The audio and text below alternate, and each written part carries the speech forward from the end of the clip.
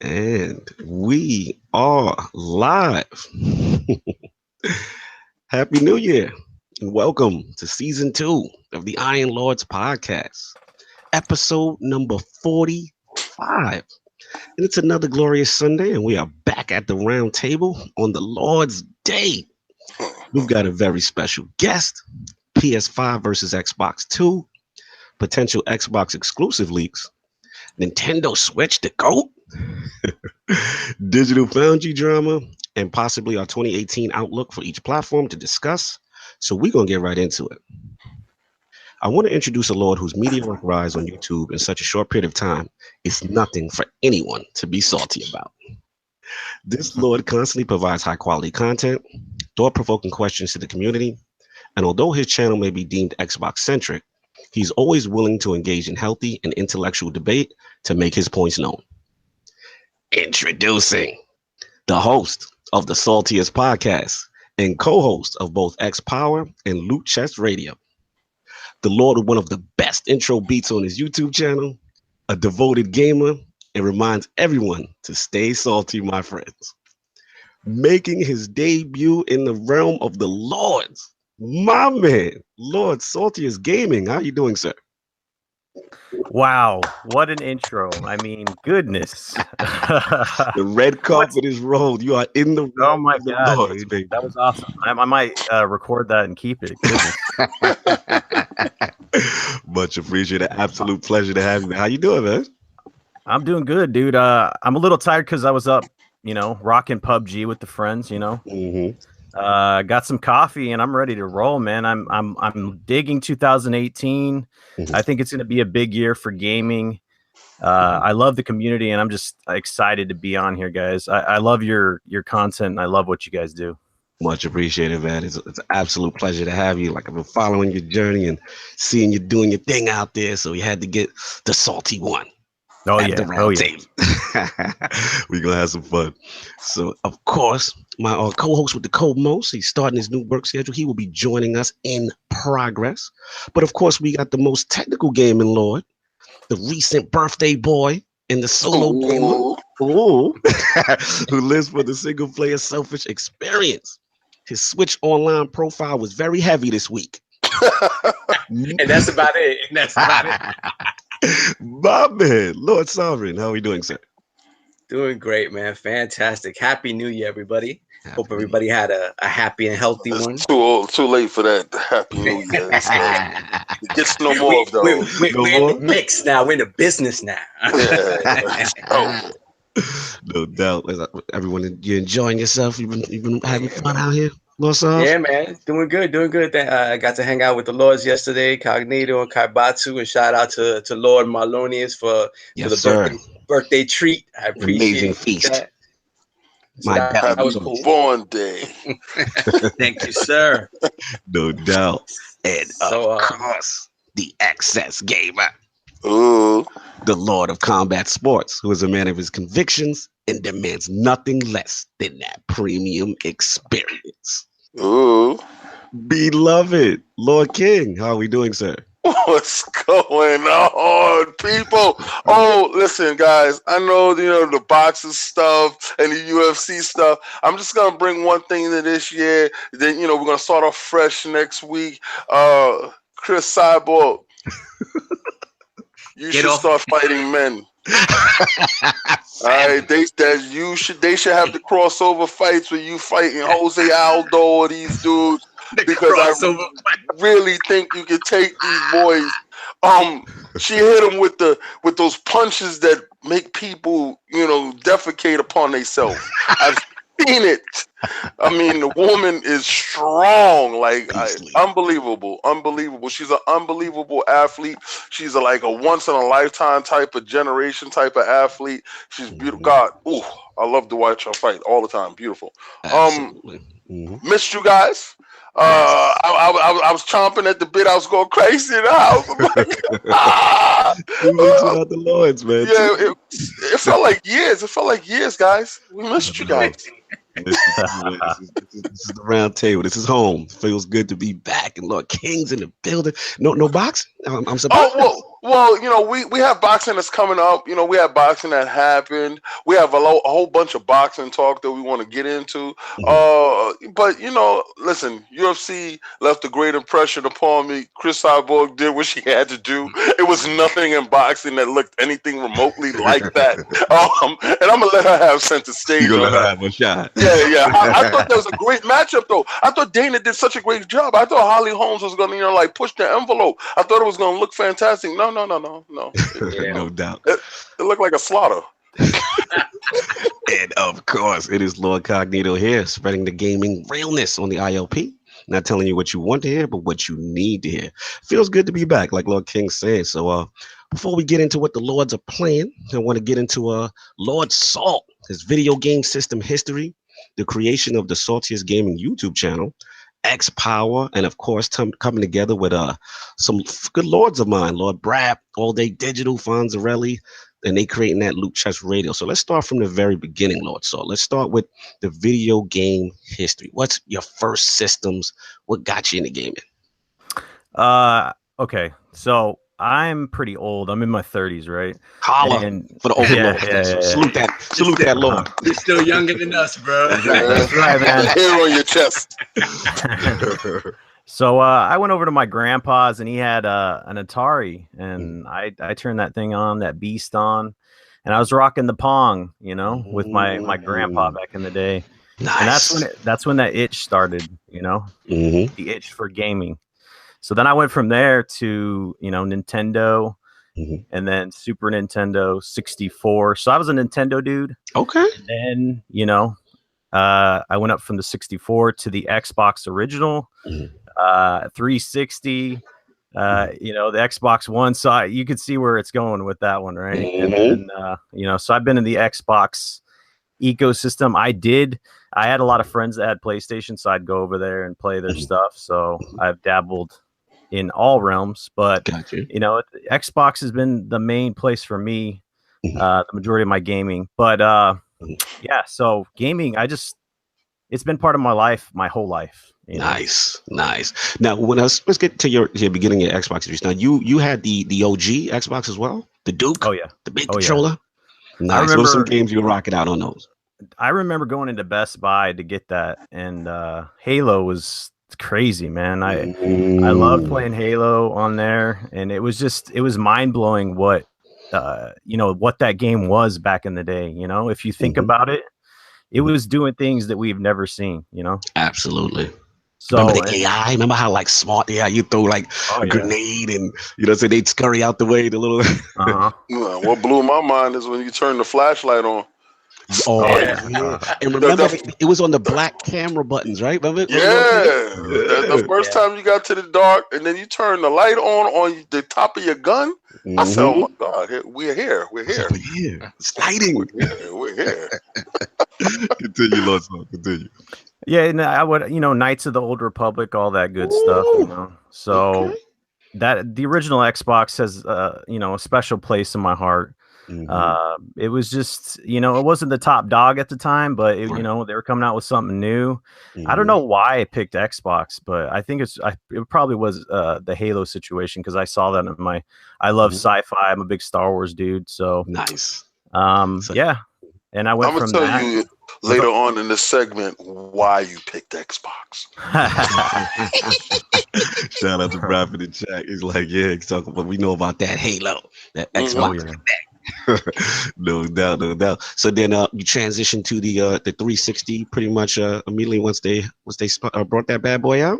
Oh yeah, I'm a big FPS guy, so you know, Xbox 360, you know, was where it's at. I love gaming with the homies, and that's pretty much why I've been in the ecosystem as long as I have, because you know, Xbox Live, the originator, you know, we go through that, and 360 was just it was the place to be back in that. Absolutely. You know, during that time. Yeah, it almost felt like an extension, because it was like the Xbox, the OG, like you saw the innovation, you saw like, you know, the hard drive inside, the Ethernet port, you know, these are things we talked about as far as Microsoft innovating as far from a hardware perspective. And then the 360 seemed like that perfect marriage of now getting everything together and with the games on top of it. So it's pretty cool. Now, did that 360 red ring, or you were safe? No, I didn't get the red ring, so I was lucky. Oh, what the lucky one? So, no doubt. Rocking out on COD. I was a big COD dude back in the day. So then I kind of transitioned to Battlefield and some other things, but I got the day one Xbox One. I stood out in the rain at Best Buy and got that, $500 system with the Kinect and all of that. Nice. And then salute that man with his day one controller. And then now I have the X, so that's where I'm at there. Nice. I see the journey. Now, quick question. So I know you said you started off kind of Nintendo, and where did you fade off from Nintendo? And then the other question I have for you was never any Sony systems? Like you never, like all your friends kind of had it. Like what was the deal? Yeah. See, so the 64, I love that system, right? We were doing back in the day we'd do sleepovers and do like Golden Eye and Mario Kart racing and Mario Kart, like Mario 64 was arguably one of my favorite games of all time. Okay. So there's some Nintendo love in there. Okay. Yeah. I don't know. I feel like maybe I just grew out of it. I don't know. Gotcha. I wanted to get more, I don't know, more change, right? But with the PlayStation, like I said, I had a lot of friends that had them, so I feel like I was balancing it out by getting an Xbox. We could, get the best of both worlds, Yep. So, no Sega in there. I haven't heard Sega yet. Nah, I didn't get any Sega. No, it's just like it's kind of weird because usually an Xbox dude comes from the spawn of Sega. Yeah, that's a good point. Yeah, it's weird. I don't know, man. I guess I was I actually didn't really mess with Sega at all either.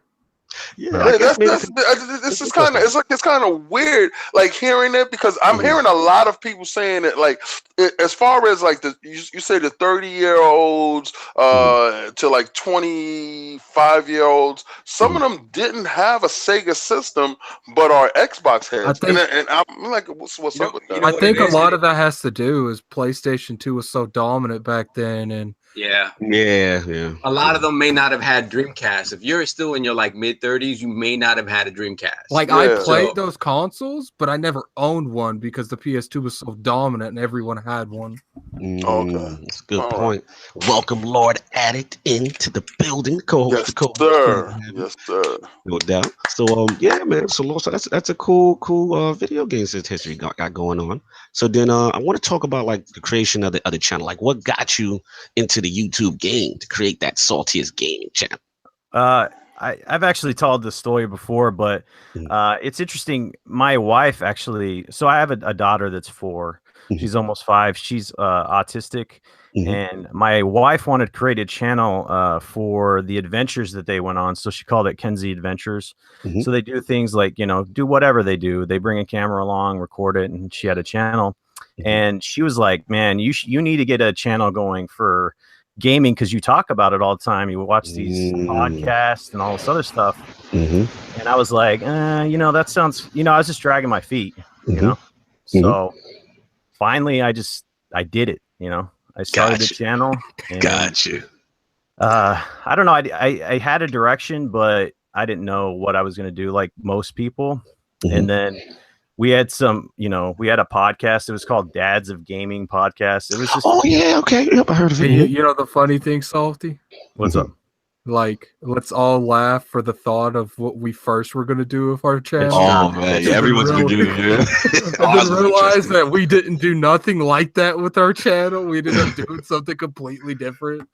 Yeah, it's kind of cringy to go back and listen to my original stuff. I'm like, I do too. Yeah, I'm like, wasn't good.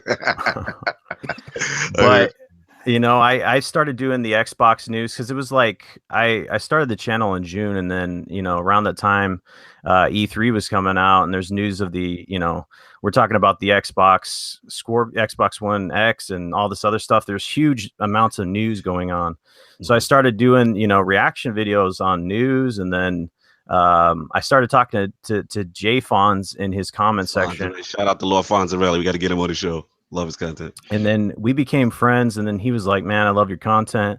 And then he talked to Zaire, and then I did a debate on his channel with Jay Barry. I think you guys had him on. Yes, yes, I caught that debate too. Yeah. So I was fresh. I didn't know what I was doing. Right. I was like, sure, I'll do a debate. I like that. And I was going against, a seasoned vet with Jay Barry, and it went. You was holding your own. It takes a dysfunctional dude to debate, man. I stay away from them. Yeah, it was actually pretty good.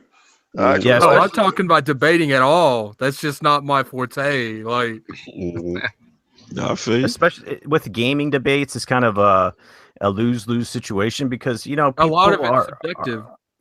People are really strong with their beliefs when it comes to gaming. So if you give a really good debate, you'll still be in the eyes of the people that you're debating against. So like if it's PlayStation versus Xbox, if I give a really good debate, PlayStation people are generally going to say I took that L, right?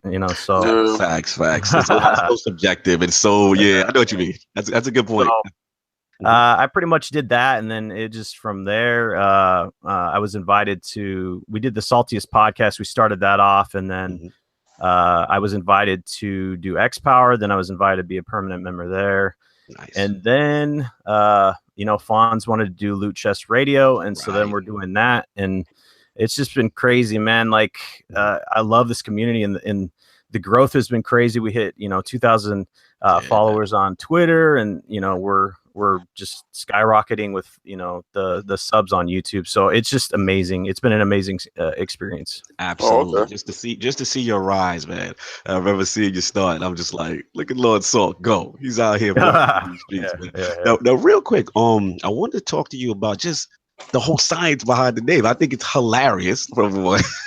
So what made you decide, Saltiest Gamer? That's it. That's what I'm rolling with. Like, what made you decide? You know what? I want to have a brief respect go to him for using the dude that used the salt gif, using that in his. I love it. when he debuted the new icon, I had to hit it. I remember I tweeted you, and I was the icon, bro. I like it.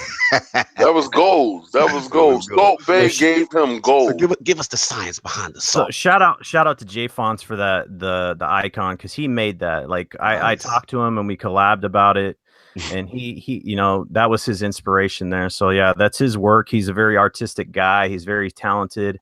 He's very humble, so he's not going to take a lot of props, but he deserves all the props he can get. Right. Nice. But Saltiest Gaming, I can't tell you. Like I said, I'm in the first person shooter. I love shooters, and every time I play shooters with the homies, I get salty as hell. Like they're just like, man, you're the saltiest guy I've ever met when you play games, and I'm like, dude, I just it is what it is, right? And when I was thinking about the channel, I'm like, everybody's saying I'm salty. So I wanted to be like the Saltiest Gamer, but that wasn't available, right? So Saltiest Gaming was available on all fronts. And, when you're branding your stuff, you want it to be across everything, right? Twitter, YouTube, Xbox, everything needs to stay the same so people know what you are. So that's where Saltiest Gaming came out. Before people knew who I was, they were like, welcome, Saltiest Gamer, and they would just keep saying that, and I'm like, okay, it's good, it's okay. But yeah, like the Stay Salty thing came from I forgot what beer it is, where he's like, stay something, my friend. What is it? Is it Dos Equis, right? Isn't it Dos Equis? What does he say? Like, stay something, my friends.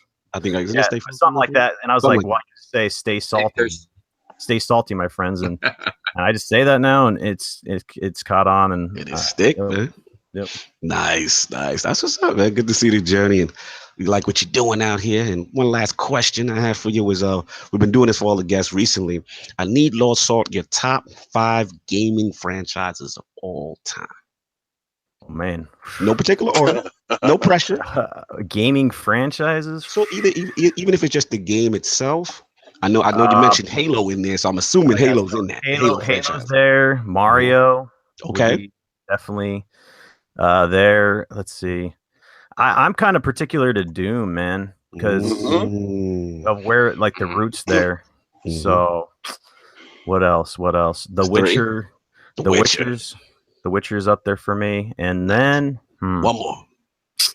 Let's see. I'm thinking, man. I would have to put Zelda in there just because I love the way that game is. So nice. Okay. Nice. That's some good franchise in there. I'm liking what you got going right there. So that's what's up. No doubt. So we're gonna get into what the Lords are playing this week. Let's start back off with our guest, Lord Salt. So what have you been playing particularly this week? Like what games have you been touching? I've been, like I said, rocking out on PUBG. It's just when you play that with friends, it's crazy. The stuff that happens, nothing happens the same. So you could get run over by a car. You could get, and we're just clowning, natives in the chat and punks there. We're making jokes and everything. It's just fun. So been rocking out on PUBG. The Devil May Cry. I've been picking. I played the remaster or whatever. It's like the new one that they made. I finished Game Pass? Yeah, through Game Pass, and then the Devil May Cry 4. I just started that. I just been bouncing back and forward. I have Assassin's Creed Origins to finish, so I've been working on that, and The Witcher. Surprisingly, I've been working on that as well. So that's what I've been playing. Nice, that's what's up. My co-host with the co-most is in the building, so let's get him going. What you been playing this week? Actually, I've been playing a lot of man, I'm sorry, I'm kind of under the weather as well. It's all good, bro. I've been playing Life is Strange. I gotta get that. Love the first one. I played PUBG for like 4 hours yesterday. Yep, I saw you. I saw you in Anchor, and they getting busy. Yeah, me and Big Bad John was playing it. Shout out to Lord Big Bad John. He is hilarious. He's actually really beast at PUBG. He's loving it too. He's getting into it. Yeah. He killed Code Eastwood yesterday. What? Y'all was in the same game? I have a screenshot. It's like we were fighting a team in front of him. John went into a house, and then all I know is John's like, "Oh man, there's 2 people here," and he laid them both out, and one of them was Code Eastwood. Play. We got to add Code. I like Code. I already did. If you look at his tweet, Anchorman said something. yeah, Anchorman Star called him. John said his name was Tubby. Like, his Tubby. That's an inside joke. Shout out to little Anchorman in the chat. We got an inside joke. I'm gonna tell you real quick. It is hilarious. We are playing PUBG. Shout out to Lord Sinister. This is Big Bad John's first time playing PUBG, right? So we jump in. We land out. And you're welcome, Blue Hole. We convinced him to buy that on the spot. It wasn't hard either. We convinced him. We convinced him to pick it up. So we get there. So people start shooting off, Lord King. Right, everybody's bucking off. So then Sinister tells Big Bad John, "Hey, get down." So he's like, "Okay." He's like, "Go in the bathroom." He's like, "Okay, get in the tub." And he's doing this stuff. we like, "What are you doing?" And he literally scared him into dropping all of his items. It was the funniest thing I have ever seen. So he's Lord Tubby. Nicknaming him Tubby. Oh my God. Lord Sister's a fool. We were like, "Yo, you are stupid. Scared this noob playing PUBG for the first time."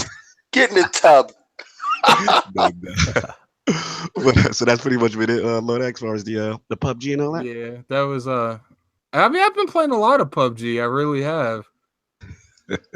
Yesterday, man, I ran over like 3 people in a row. They were like, I was in a vehicle and they were running, and it was one of the last circles, and I just felt so bad because there's nothing these poor people could do. They were in a big open field, and the only thing they could really do is get ran over by me. So, no doubt. Lord Solve, what have you been playing, sir? A lot of Switch. I've been working a lot, so a lot of Switch on the go. So I finally finished Mario, and then I went back in and started trying to get more moons and stuff like that. So that's an undertaking. That'll be a little by little thing. What else? So I got back into Assassin's Creed, but I realized with Assassin's Creed, like it's such an undertaking, and I'm so like OCD when I play that game that I want to get to everything. So I'm going to put that on the back burner. And then I've been focusing on Wolfenstein, trying to finish up Wolfenstein. So yeah, me too. I got to hit that too. Yeah. So trying to get through the linear game first, and then I'll get back to AC Origins. No doubt. Lord King, what you been up to? What you been playing? Oh man, shout out to Chris, Lord Chris King. Shout out to him for getting that winner chicken dinner. I know it's very hard to do so. We've been doing it for a long time, trying to do it. I've been playing PUBG. I've been Destiny so hard. I've been Destiny all day, every day. It's so crazy in these streets right now. Like it got to the point where this one dude had to message me and said, "Who are you?" Who are you? Because I beat the boss by myself. Like I went through the whole board by myself, beat the boss, and there was no input by the other two. It was, "Who are you?" I was like, that felt kind of good. But I've been playing Wolfenstein. Oh, beautiful 4K, 60 frames per second. Oh, you just started catching. Yes, pure unadulterated, eye-burning graphics. That's gonna lead into my whole thing, Sir Phil. Sir Phil McCracken. Oh man, our Lord and Savior. Oh, man, so you promoted Phil again?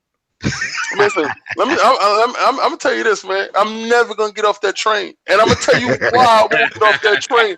My man has definitely done things that has been unheard of in the space of a CEO's situation. You know, a lot of CEOs get canned and terminated for stuff that went on under their regime like that, and to stay firm in them streets, like, you know, like the Sea of Thieves captain that he is, with his foot up like Captain Morgan riding these streets.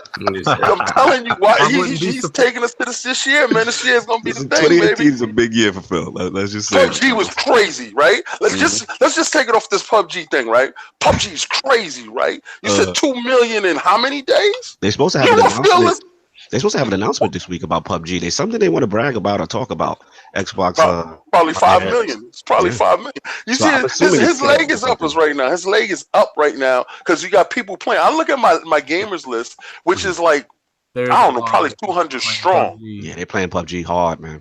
And I'm like, whoa, I haven't seen this since Halo, that everybody's playing one game. The only time I see that happen is with big AAA releases. Like and this is a broken game. It's a broken game. Fundamentally, the game is broken. But it's so much fun. And this dude had the foresight in seeing this and saying, this is a must keep. Let's bring this over here. Shout out to Lord Sam in the chat. He's like maybe 4 to 5 million already, man. Engagement's crazy. Yeah, it's sick, man. It's sick. So yeah, for me, it's been you know me, been still playing that Switch a bit, and it's all about This Is the Police. I'm trying to finish it. I'm close to the end. You see all the crazy tweets I put out, the stuff I'm doing. If you follow my timeline with that game, you kind of messed me up one day because you said something. I was like, what is he talking about? Who got arrested? I'm like, what? Oh man! Shout out to Memphis Studios, man. We got to get them on. They are like that game. The writing is so amazing. The things that happens is just so crazy. I just got rid of a serial killer that was terrorizing the city. Oh man, that game is nuts, man. That game is nuts. I was having so much fun with it. So I've been doing that. I actually got back into Wolfenstein as well, with, like Lord Sarv and Lord King. I got like maybe 2 more levels done. I'm past the halfway point, so I've been trying to rock that.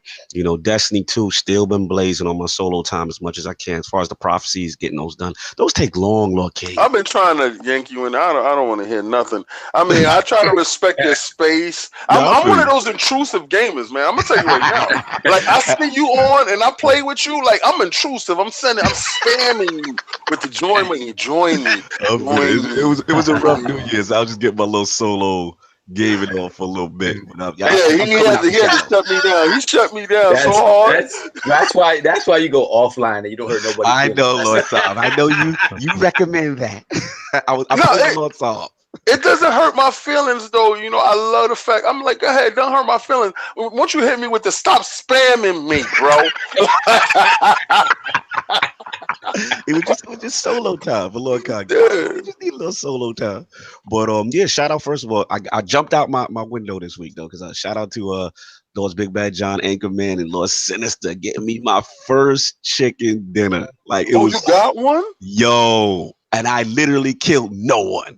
Man, I love that. I love that too. You know what's the funny thing about it? The next day, John got a chicken winner in single lobby. Wow, yo, he's a beast, man. I like the way he plays. He's a good. Shout out to Lord Angerman too. I like the way they're very tactical. It's just they got a good coordination and the rhythm to the way they do things. You know what I'm saying? I just tag along. I'm just trying to stay alive. That's my thing. Yeah, I literally seen John like mow down like 2 or 3 squads by himself. Yeah, man, he's a beast. He's a beast for his first time. He's a beast, man. And like I said, shout out to Angerman, shout out to Sinister. I like the way they got good synergy as well. So let's get into the poll results. We got it's not last week, since it's officially it was last year. Last year's ILP poll results are in, and the people have spoken. To the question, with the release of PUBG on Xbox Game Preview, should consumers in general expect higher quality from paid early access games? The winner at 54% in a very intense three-way poll is the no. Read the damn game preview disclaimer before you buy. So 54% strong, they was in first, and coming in at close second at 41% was the yes, game preview is no excuse for PUBG group.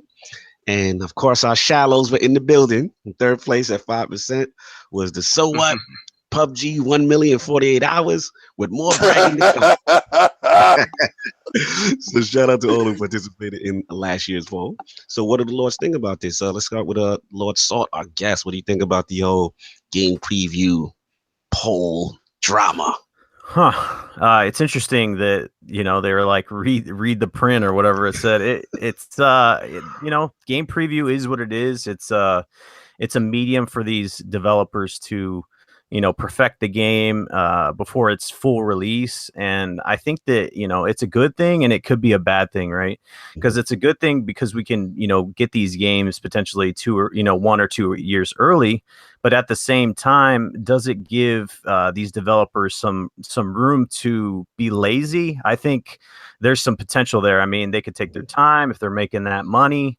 You know, they could, you know, potentially, you know, not get the game out in full. I mean, if you're making money, you know, what's the incentive? But I draw the line where it's a really good thing. And I'm glad that Xbox and Phil Spencer and all them decided to put game preview on the system, because even though these games aren't finished, you get to participate in some of these, you know, really popular games that you wouldn't be doing. You know, we wouldn't be experiencing this at this time. You know, Blue Hole came out and said, you know, specifically, if there wasn't game preview and Xbox didn't help them, there's no way that PUBG is on consoles right now. So absolutely, I think it's good.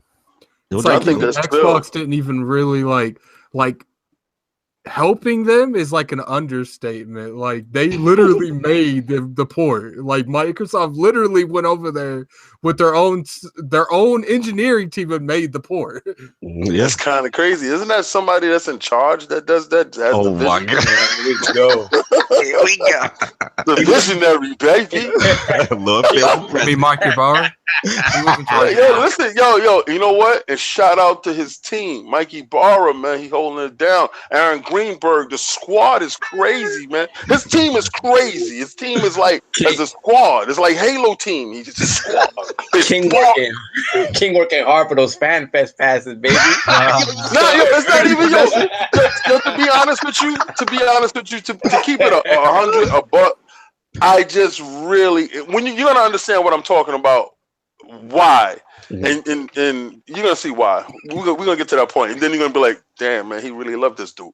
So we're gonna have a new poll cooking up at the end of the show. So make sure you guys stay tuned. So we're gonna get into these topics, man. We got a lot to discuss. So Lord King, you are leading off. There's a power struggle going on in these streets. Tech. What's going on? Talk to me, Lord King. All right. Well, what I've noticed, right, for a long time, we have been driven by bits, right? 8-bit versus 8-bit, 16-bit versus 16-bit. You know, who's true 16-bit? When they get that system into the house, we really find out exactly what's going on under the hood, right? And for a long time, Nintendo versus Sega was the thing, and 16-bit and the big cartridges, and it was pushing us forward. And Nintendo knew early on this will be very costly. Sony got into the mix. Sony was very intrusive. They put their face into the mix with the Sega and the Nintendo, and they were like, "Who are you?" And we're the new kids on the block, and you're gonna respect us because we're gonna have more polygons than you. That's when polygons popped up. Remember that? What? Polygons. And Sega tried that polygon game, and their polygons really didn't look right.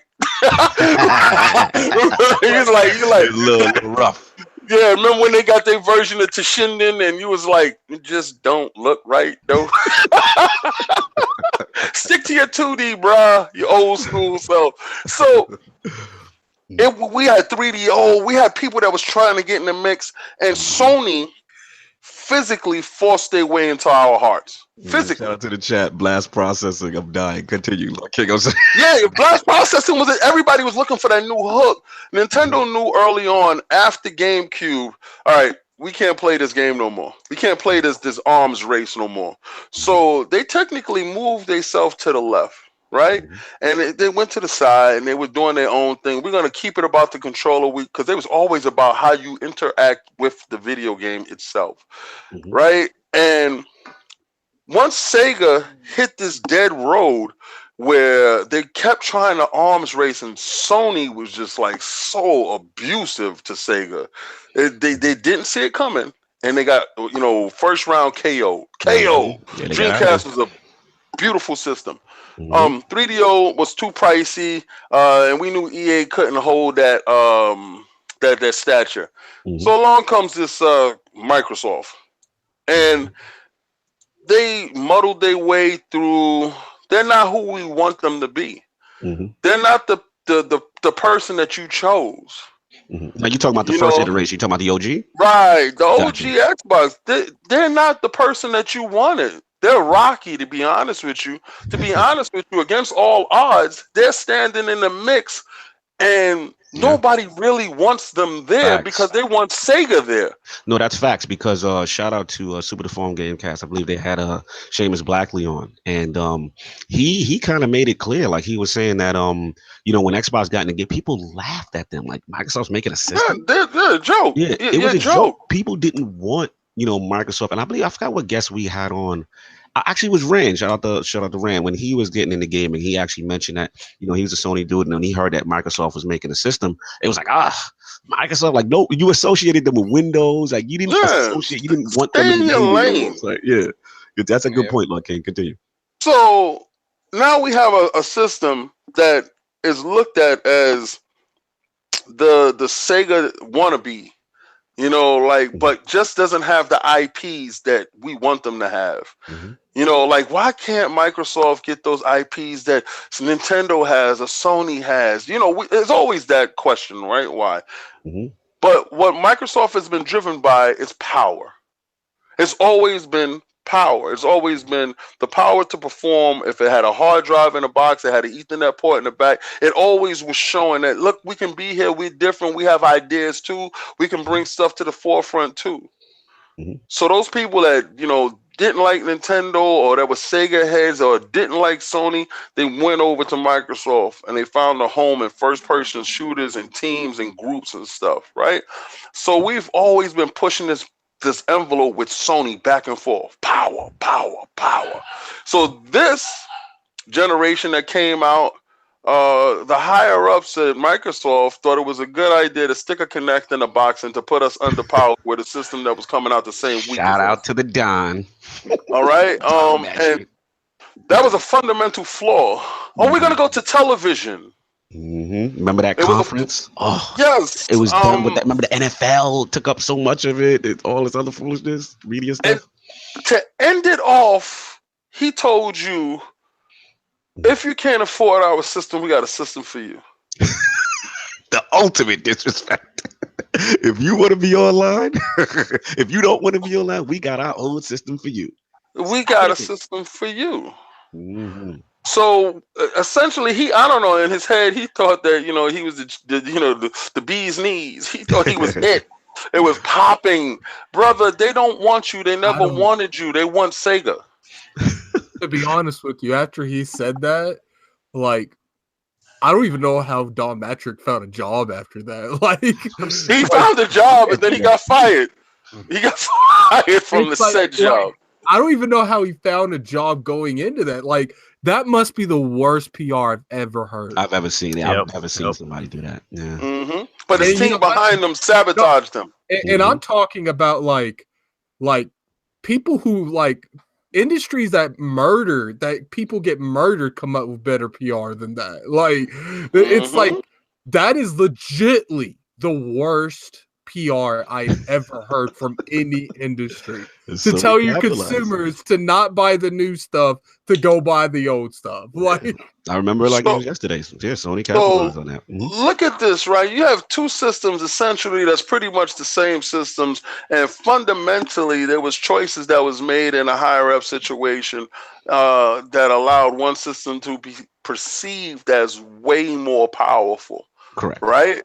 And at a point in time where Microsoft had the multi-plat. See, when you have multi-plats and you have the DLC launching on your system first, you can hide a weak lineup. You can hide inside your weak lineup. When you no longer own those cards, you cannot hide that weak lineup. Everybody's yelling, "Where's the games, Microsoft? Where are your games?"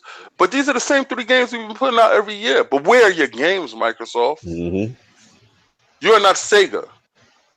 So, and people are begging right now for Dreamcast 2. This is to let you know they're dying for Microsoft to be replaced. Right. All right. They're dying for it. If a Sega system came out right now with the same specs as Xbox One X right now, they will be held as a second coming. Period. They got to get off the ground. But to say that it's not wanted, they're not wanted. And we are fighting to be heard, and we have a leader in position now, making smart moves. Now, as soon as this X dropped, you heard PlayStation 5. What the hell? I thought you had your Pro. I thought the Pro was doing it. What happened? No. Digital Foundry has explained and exposed and showed that their checkerboard rendering is not real. That 30 frames per second dropping down to 27 frames per second is not real. You are out of control right now. If you want a checkerboard system, go buy checkerboard television because your full 4K is not being used. But we have a system for you. It's called the Xbox One X. All right. So what Phil did was he took away the narrative of power. Right. All right. So Sony said, "Oh, we gotta get that back. We gotta take that back." PlayStation 5 will be coming out soon. So people were like, "Yeah." And then what happens to that X when that 5 come out? Well, just recently, Microsoft has let it be known that they're working on Xbox 2. Yeah, we got to shout out a Dreamcast guy. Actually, we've had him on the show, and it's people. So pretty much, he's got a friend, an insider that's claims to have inside Microsoft that pretty much the new Xbox is pretty much ready, supposed to be for 2019. This is what the inside source is saying, and that obviously we're gonna take it with a massive grain of salt. No pun intended. No pun intended. But yeah. So I mean, basically, to Lord King's point, it's like we want to bring it to the table. Like, one, how do we feel about these rumors? Do we believe it? Two, does it fall in line? You know what I mean? If Microsoft with an immediate counter to a potential PS5. So, Lord King, this is your topic, but whoever else wants to jump in, you know what I mean? Yes, this is some juicy stuff. Let's start with Lord Salt. Like, I know you did a video on this, Lord Salt. Like, what do you feel about this? Hey, I didn't know who Dreamcast guy was, so apologize. I didn't know. Like, first of all, there's a lot of people out there that claim to have sources in this industry that don't. He very well could have, but I did the reaction video based off of the guy that was writing the article. So basically in media in general, or in gaming media, we just have to be, we have to do our research before we start, believing things, because it's very easy for people to throw up stuff on the internet and claim that it's true. And then the masses run with it on social media, and then it just blows up. Right. But if you're looking at it, we know that in the console space that the R&D on these consoles takes years. Right. So Phil Spencer's already said that they're working on the next console, right? Facts. They said that during the X reveal too. Yeah, I remember that during the early stuff. Yeah, so the timeline, it has to fit into whatever mold that they want for it to fit in. I personally think 2019 is too soon, but maybe 2020, 2020, 21. I think that they want to keep the power narrative. But I also think that PlayStation has a money printing machine in the PlayStation 4, so pretty much they're going to be hitting 100 million consoles within a year and a half. So they're not really rushed to get a new system out there, like what is the motivation for PlayStation to get a new system out is my question. They have the anniversary coming up in, I think, 2020, and people have been speculating on that. But the only motivation I could see PlayStation even remotely wanting to do that is if like Microsoft legitimately was doing that, because they'd have to respond. Like they couldn't go a whole year and not respond. They couldn't. Yeah. It brings some interesting discussions, and it's interesting that you said that, because I'm of the same mindset also. Like I think it may be a little too early, but then again, to jump in, shout out to Lord Brap. He had a good rant recently. And you know what it reminds me of, Lord King? It reminds me when 360 came out. Because if you look at the history, right, when the OG Xbox, let's be honest, like it came out, that was them getting their foot in the game, right? But ultimately, they knew they weren't going to win that gen. That gen was an L. 360, what Peter Moore was shout out to Lord Sam in the chat, see what he was saying. He was very aggressive in making sure that they had a year to market head start. And let's be real, like for all intents and purposes, this generation is over as far as sales is concerned. They're not. You're not going to catch. So maybe, even though 2019 may sound too early, but maybe they sit there and they say, you know what, let's get this thing to market. We'll be out first. We'll have the market share. You know what I mean? And then try to attack them that way just to get a head start. What do the Lords think about that? I don't think this coming out before the 5 though. Oh, okay. So you feel it's going to come out on around the same time? I think we're going to get that do-over. I think we're going to get that round robin. I think we're going to get that one more time. Let's do it again with the real dude in charge of the ship.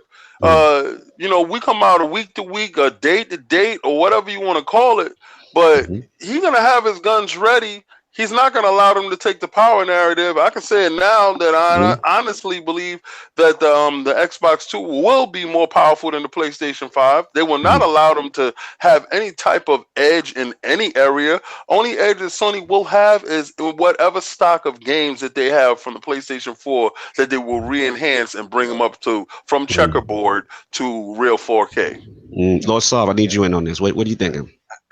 I don't see 2019 doesn't feel too early if they're going to continue this iterative console thing. If they're going to continue this in 2 years from now, yeah, that's fine. They're going to it's going to be a souped up Ryzen 5 or whatever, Ryzen 7 console. It's going to be able to play all your older games. And if they continue this, then 2019 makes sense. If Xbox One X is the final Xbox One and they're just jumping completely, then I would say, yeah, it is too early.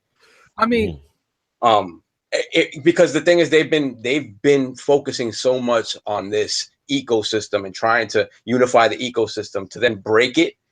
I would think you need to give more people time with their new console before you tell them they have to break it completely, unless you're telling them everything moves forward again. I don't know what they were PlayStation in this regard is that I don't know where their mind is. It makes sense to me.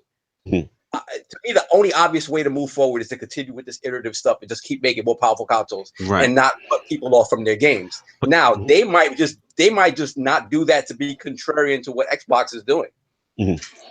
Because there are plenty of people that have that narrative that say, you know what? Nah, if you allow me to play my old games on this system, then the system isn't as powerful as it could be. And there are people that really buy into that. Lord Stafford, with the crown come arrewance. And with arrogance comes mistakes. We've seen talking, it sir. I'm listening. Keep talking, sir. We've seen this time and again. The hubris always gets to you, whether it's Microsoft, whether it's Sony. The hubris makes you make. Here's the thing, Microsoft. Sony's in such a dominant position, right? They're killing this generation. Like I still don't see the need. I mean, yes, in a bubble with the Xbox One X, and they're completely winning all these, you know, resolution wars and all this other stuff. I get it. You know what I mean? And we know the superior version of the game is on the Xbox One X. But it's also one of them things. They still got the exclusives train. They got that going. They've got a huge bunch of titles that they still haven't, you know, released that we expect to be 2018, 2019 moving forward. So it's like, do they really need? They don't need it.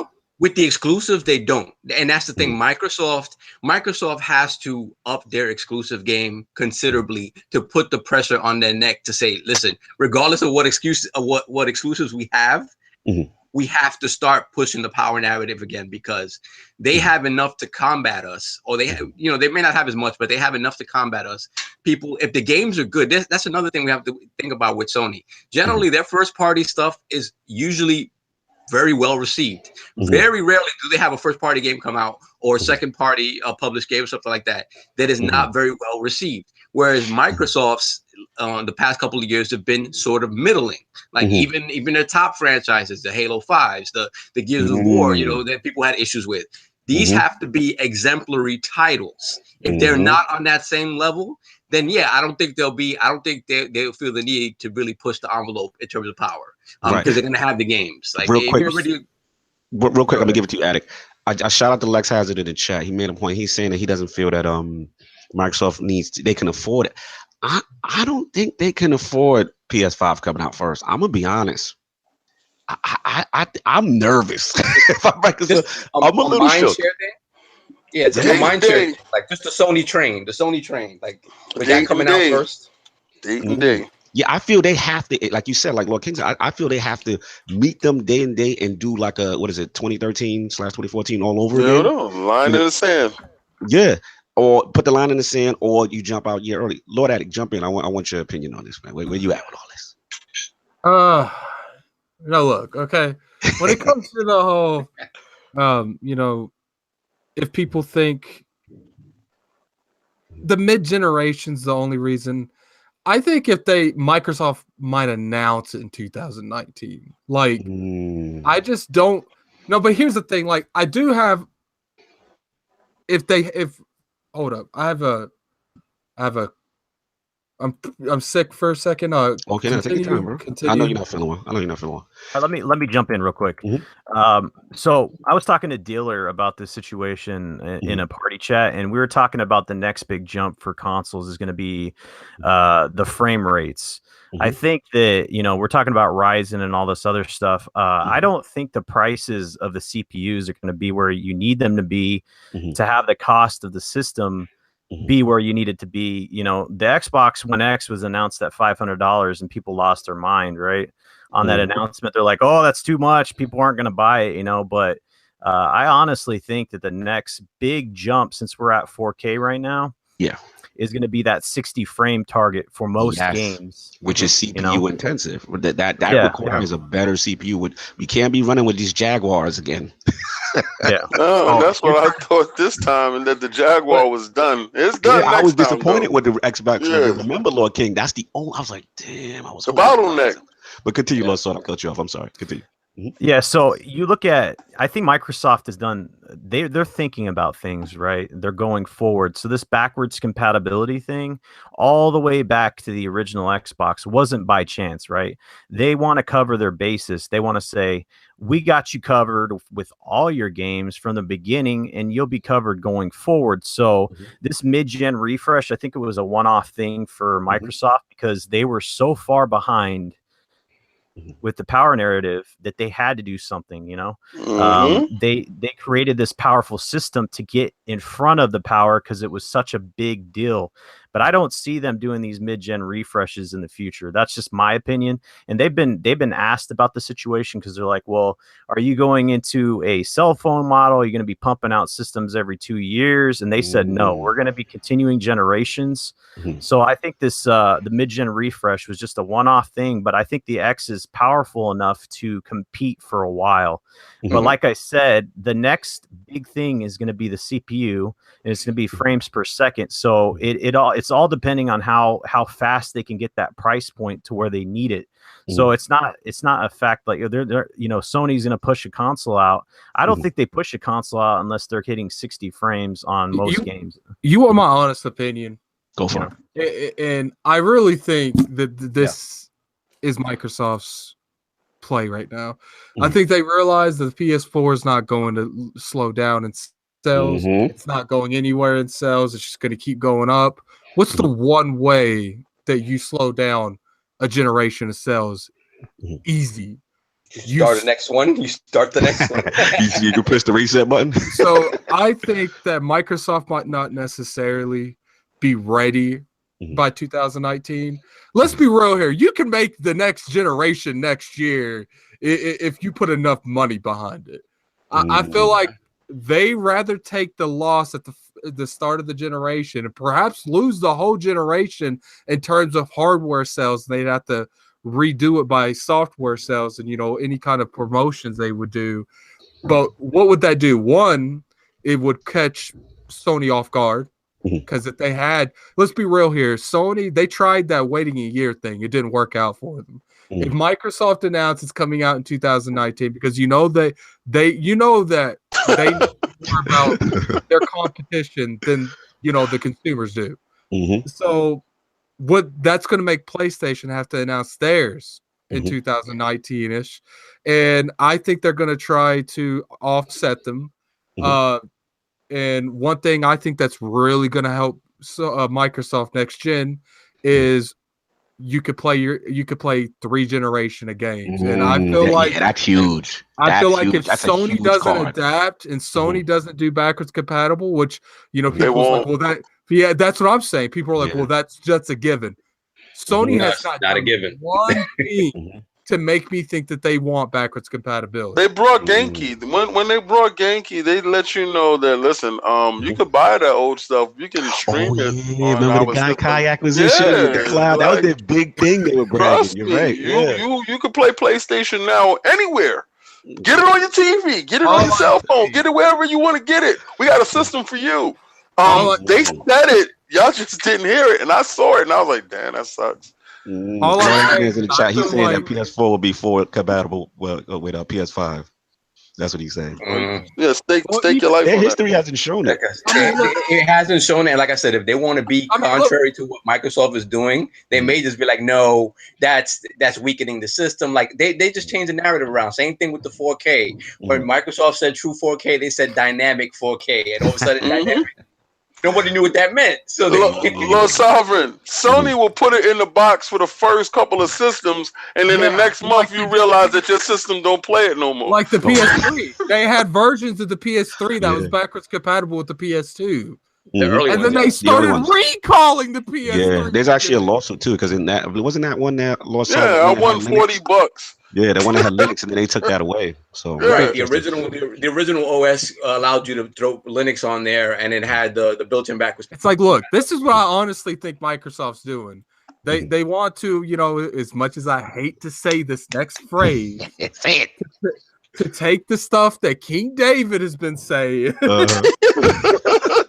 know, his little chessboard analogy he be using with Phil Spencer. Phil Spencer's been setting up this chessboard, and then he gonna flip the board and force start the next generation, and then it's like, look, we got 360 games, we got Xbox One games, we got Xbox One, and we'll just say Xbox 2 games.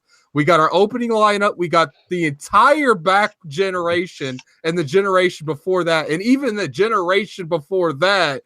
And Sony's coming out with maybe 30 games. So the only issue I see with that, the problem I see with that is like what Lord Salt was saying, is that at what point is releasing it too early you're gonna put yourself in a position when I get that, but a powerful system is gonna be something that's significantly more powerful than the X is gonna cost you $700. It's not. There's one thing that I feel like is making this more and more believable is when they were just fighting this with the PS4. But I feel like the moment the Switch came into play and they started losing market share to the Switch as well, I feel like they started looking more at that. But the Switch is such a different animal. It doesn't matter. Regard. It's still taking some of the money. consumer base. Yeah, it's taking money. Yeah. Sure. I'm just talking about the conversation we used to have was, okay, Switch is on a different plane, and we have Xbox and PlayStation. It's still the same install base, regardless if it's on a different plane. Oh, I've always argued that the money's being fought for on the same level, right? Everybody's fighting for the same dollars.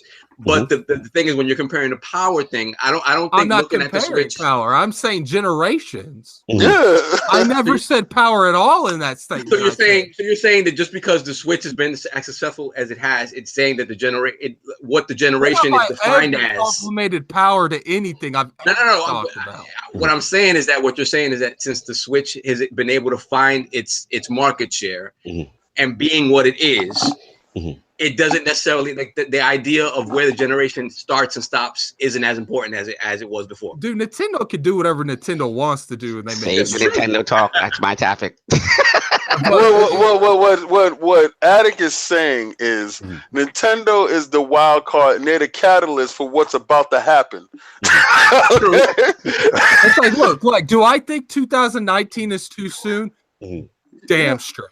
Yeah, me too. But at the end of the day, it's like, look, like I'm not even saying what anything Dream heard was wrong. Everything Dream could have heard is completely accurate. Right. But that's their release window. But we right, all right. know I'm of that mindset, Addict. I agree with you. I'm of that mindset. We also oh sorry. Guys, we also have to take into account. We also have to take into account that there's sometimes fake leaks that are thrown out there by some of these companies, to try to generate this buzz to try to either A, see what the interest is, or B, kind of throw the other company off. Because it is a big, chess match, because let's be honest, let's say Sony does get a system out there and it doesn't hit 60 frames on all games, and then Xbox comes out with one a year later, it's lower price and it hits 60 frames on all games, almost all games. That's a huge problem. Then Sony's in the predicament that the Xbox One was in. Do you see how that goes? Like if this is a generation thing, this is a next gen console, it's a huge deal, Yeah, and absolutely. it's just going to be this huge standoff to see who, and Sony is the people that should, bring the system out first, because the X just came out, right? So it should be due, right? I don't know. It's crazy to see what's going to happen. Like, are they going to drop at the same time? Are they going to wait? We'll see. Now, real quick before we wrap up, I'm going to give it back to King. What do we feel like? How can I put this? Besides, let's just say that with the whole 1 year coming out early thing, right?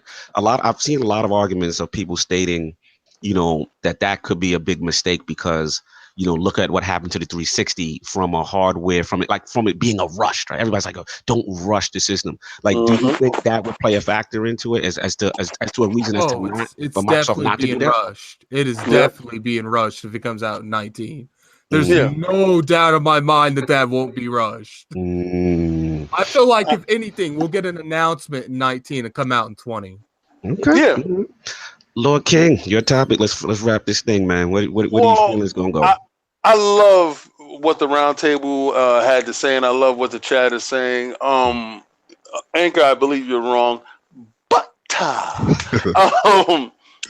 do believe that we always disagree with Anchor. We're gonna leave Anchor in his own little space to mingle up in there. Go ahead, Anchor, mingle in that space. Where I see it is just like Lord Cognito said, it's a launch window. That's a launch window. 2019 is a launch window. Right now, Microsoft is holding the power card. So if you're a multi-plat developer and you're making a game, well, our game is going to be in 4K, X, whatever on the X, and then we can checkerboard it down that way on the Pro and bring that across over there. Because it's not really up to snuff with the X. The X has so much room up in here. So the power card is being played over this side. And once you get to the point where you can start getting these deals back that we lost with the Call of Duty and all this other stuff, that we get the DLC first, and this is the place to play first. Once that narrative starts to switch, and you're going to start seeing it switch in that manner, where the games, of course, you could say, Sony has so many systems out, but remember I told you this, bro.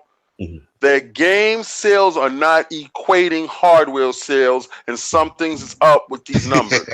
Illuminati podcast. Illuminati. All right, I'm telling you. I'm just saying. You know, these you say these guys sell 10 million. You know, Switch sells 10 million and sells 5 million Marios. That kind of makes sense. These other dudes got 100 million and can't sell 1 million games. I don't know. I'm just saying. Yo, the finest is coming for you, Lord Addict, in the chat. He says 6 years is not a rush. He coming for your neck. But they got the cards. They're holding the cards now. They're holding the power card. My neck. I gotta understand what they're talking about. Did you see what he said? Check it out. Check out what he said. So you got to understand. The power card is this. Mm-hmm. They're telling Sony by telling them, yeah, our system is ready to go. What's up, bro? So you think it's position? You think it's like they got the gun cocked, like whatever y'all doing, we ready. Like we ready for that, and that's kind of scary. Like, cause you don't know where to move. Like Lord Addict says, and like Lord Sovereign says, will it be backwardly compatible? Should it be backwardly compatible? How should they move? I know they have they view on how they're gonna do it, and Sony has always shown me they do not care about the consumer. So be prepared to get a system that's gonna launch with 13 games, like Lord Addict said. It's new, it's fresh, it's more powerful, it's this, it's that, and you can play your old PlayStation 4 games on PlayStation now by buying them all over again. When Microsoft said we could play everything from the jump, and bam, and it's stronger. So that's how I see it. I don't know, you guys. The debate is beautiful. I love the chat. It looks fantastic. But I'm so happy that we're back and we had this conversation. We got Salty in the room, baby. No doubt. This is a good one. This is a good one. If everyone's wrapped up on the power struggle, we're gonna move on. And Lord Solve, Microsoft with some leaks in the sink, man. What's going on, man? Yeah, we know. It's leaky over there. We can't start the year off without some rumors and some leaks. This has got to happen. I like you so. Oh yeah, I'm happy for you, Lord Addict, on this one. Yeah, I was. Yeah, absolutely. I'm very happy with. Very happy for you. Continue.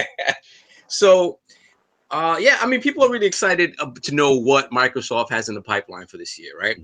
We know we have Sea of Thieves coming. We know we have Crackdown coming. We know we have State of Decay. Maybe Ori. So beyond that, we don't really know what's coming. And Phil has been clear about stating that he doesn't want to talk about anything before he's ready to talk about it, before they know they have an actual game that they're confident is going to come out. But, you know, people always want to know what's coming next. So basically over on NeoGAF and Resetera, a guy who's been known for leaking quality information that's kind of been people been able to rely on, was able to still access old like Xbox API SDKs, which he figured he wouldn't be able to do anymore, and be able to kind of figure out what they have in the pipeline. And what they have in the pipeline is some interesting stuff. So he couldn't talk directly about what he saw, so he kind of makes phrases and inferences around it and kind of indicating to people what it is that is coming down the pipeline. So first off, he mentions that there might be a return to Albion very soon, or at least an announcement of a return to Albion very soon. And from what I've been able to gather, and a lot of people have been able to gather around the internet, it's kind of pointing to a particular developer working with this game that maybe people would not expect. People are looking at perhaps Playground games are the ones that have been vetted to take on Fable 4. And we got almost confirmation from Jez Gordon on that these fables are true.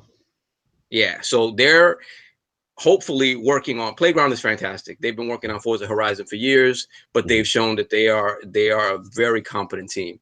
I'm excited to see what they do with that. Before kind of in the other leaks, Lord, so I just got to ask Lord Addict a question.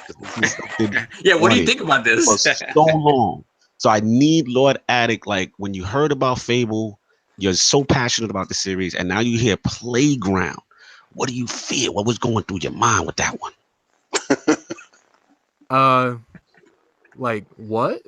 Like, okay, look, I had whips. I had a pretty good conversation with Tim Dog over on Twitter in DMs, and it's like, look, man, like he assured me, he's like, look, he's like, the game's gonna look good because their engine. Now, first off, I don't even know if like a racing engine can make an open world adventure game, but you know, I don't know how that works, so you can't really quote me on it. You got to play Horizon.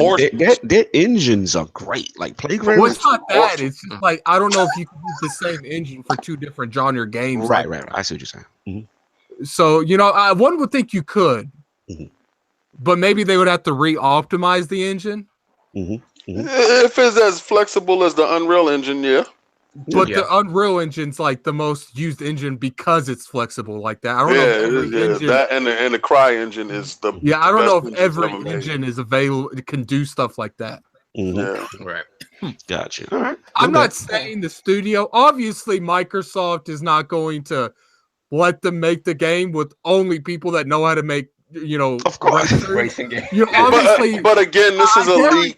You know, yeah, of course we got to take it with. So I pretty much got confirmation that it's true. Like it was confirmed that they were recruiting people for an open world RPG. I guarantee that was confirmed before that. The vets from Lionhead went to that studio.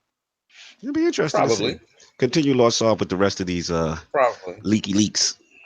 Okay, so the next thing is perhaps a return to Perfect Dark. And maybe the indication that they could be going third person with it instead of first person. I want to know how you guys feel about that. I'm gonna be honest. I've always thought let Lord Salt get on that. He got a lot to say. Yeah. Let's salt on that. Full of salt on it. Oh my god, dude! Sprinkle some salt on. First of all, what game? First of all, Perfect Dark. How many people have you guys seen on I'm cool social with that. media? I'm cool with that. Bet. Are you guys there? Hello. Yeah, we listening to you. Go ahead now. How many people on social media have you seen begging for a new Perfect Dark? First of all, I don't know. You don't see that demand.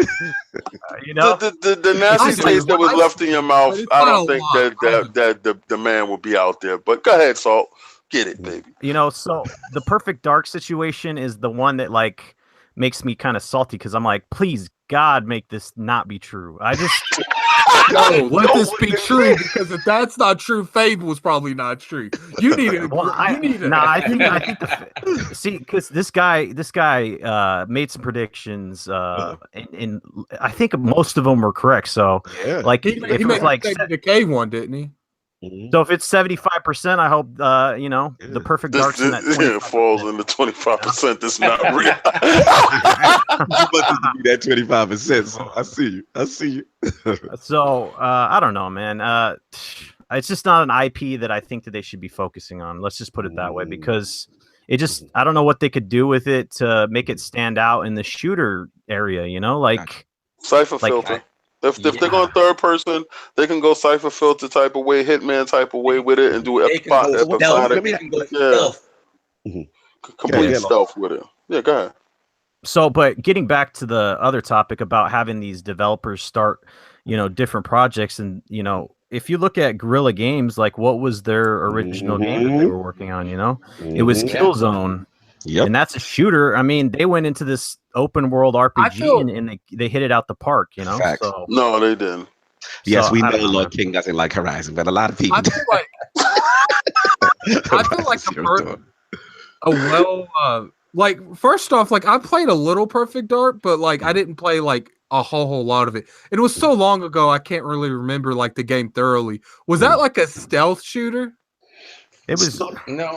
What was it? What was it kind of?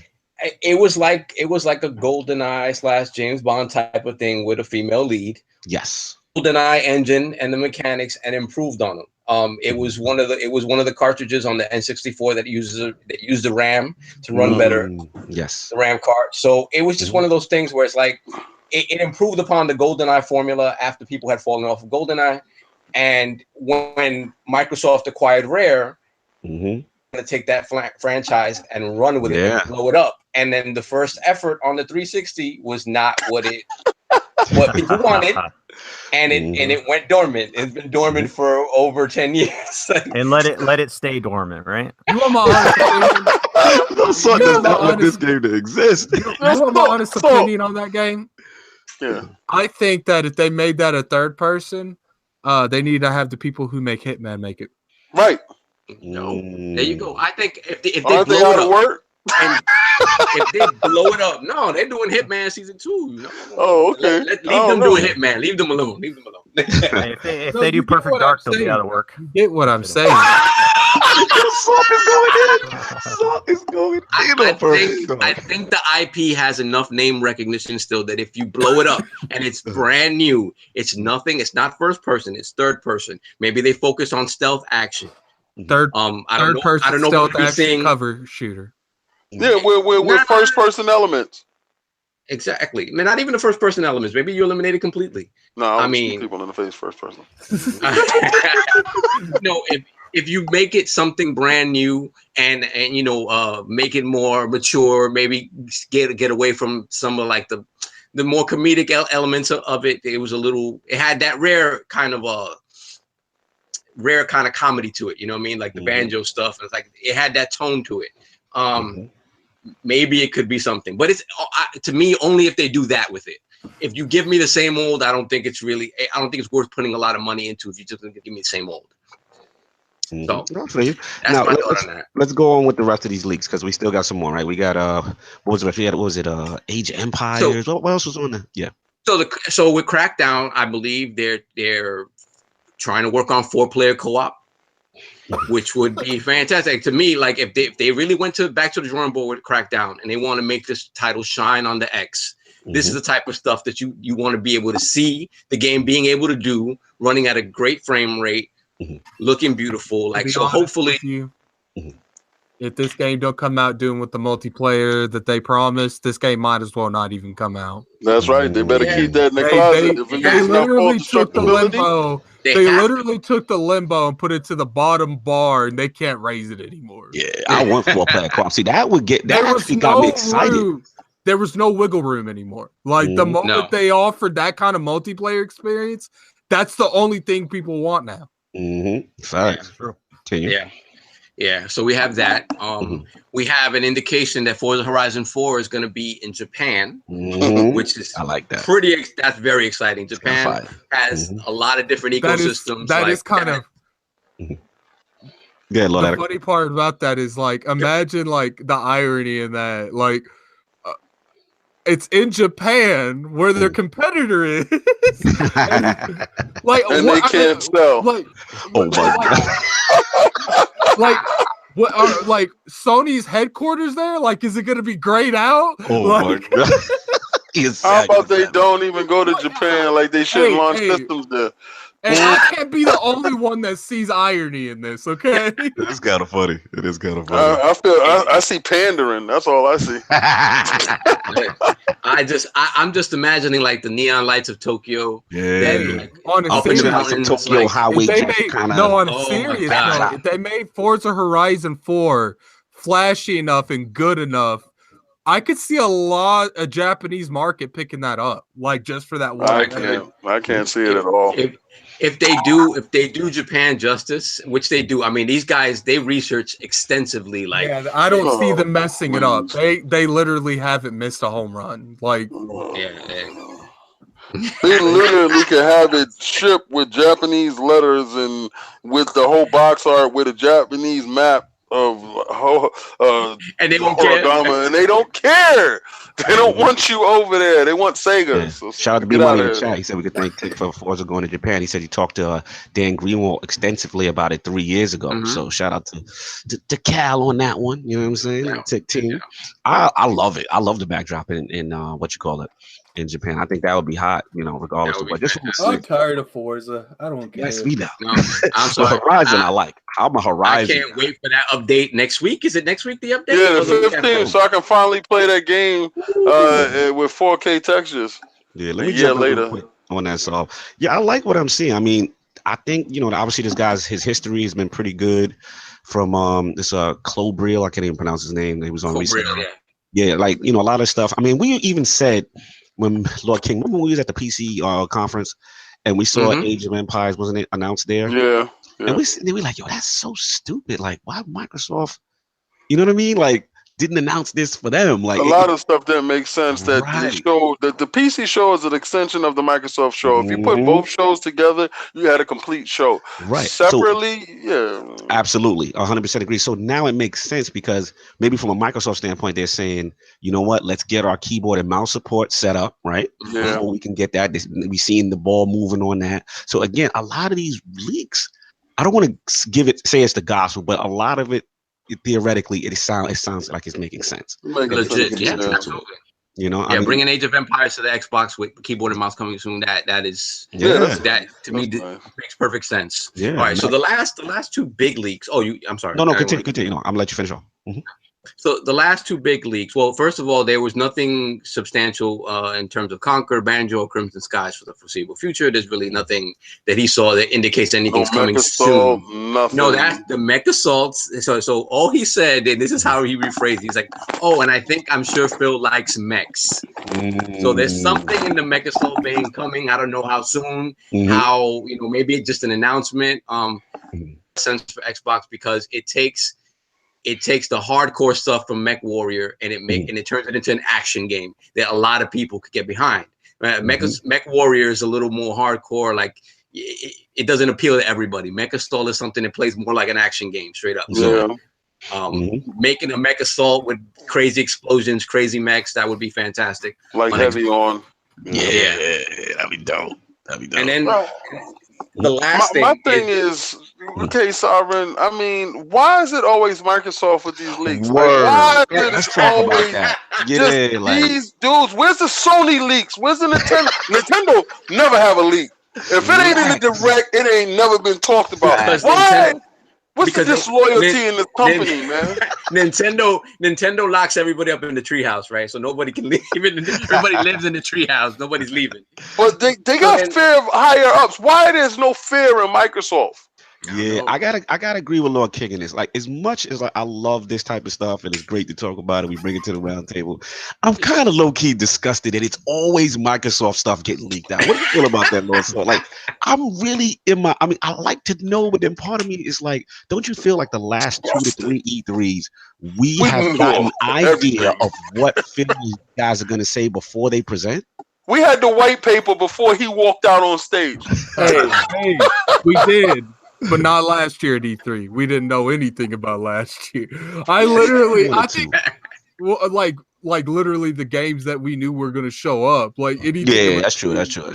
Like when he walked out was like, we have 43 games. I was like, cool, man. A lot of the games I was expecting a favor. By the end of that, I was like, dude, I didn't guess none of that shit. Like, yeah, true that. Yeah, I had that list on my back. My list was dead wrong.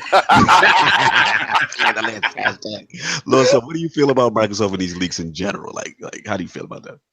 Man, it's tough because, like you guys are saying, it's like what's going to happen before E3, so that kind of like skews the results. I think for when they give the grades afterward to like, oh, this person this team won, or this this company. It's like, well, if you already know, it takes away from the excitement and like the shock factor of getting the shock factor is namely what gets people that W. Exactly, that's what gets you so excited, right? Like when it's something that you never anticipated, and you come out, you're like, wow, I didn't see that coming. But it's like Lord King says, like it's almost having like a little cheat sheet in the white paper, like, okay, he should be saying.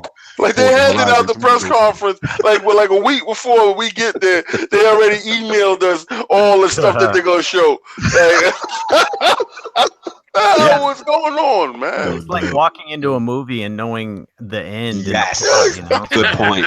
Plot twist: Thanos has all the rings. What? We'll see. I mean, a lot of this stuff, it feels very true.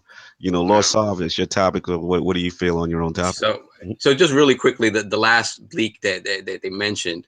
So apparently, he hinted that Halo might have some sort of massively multiplayer.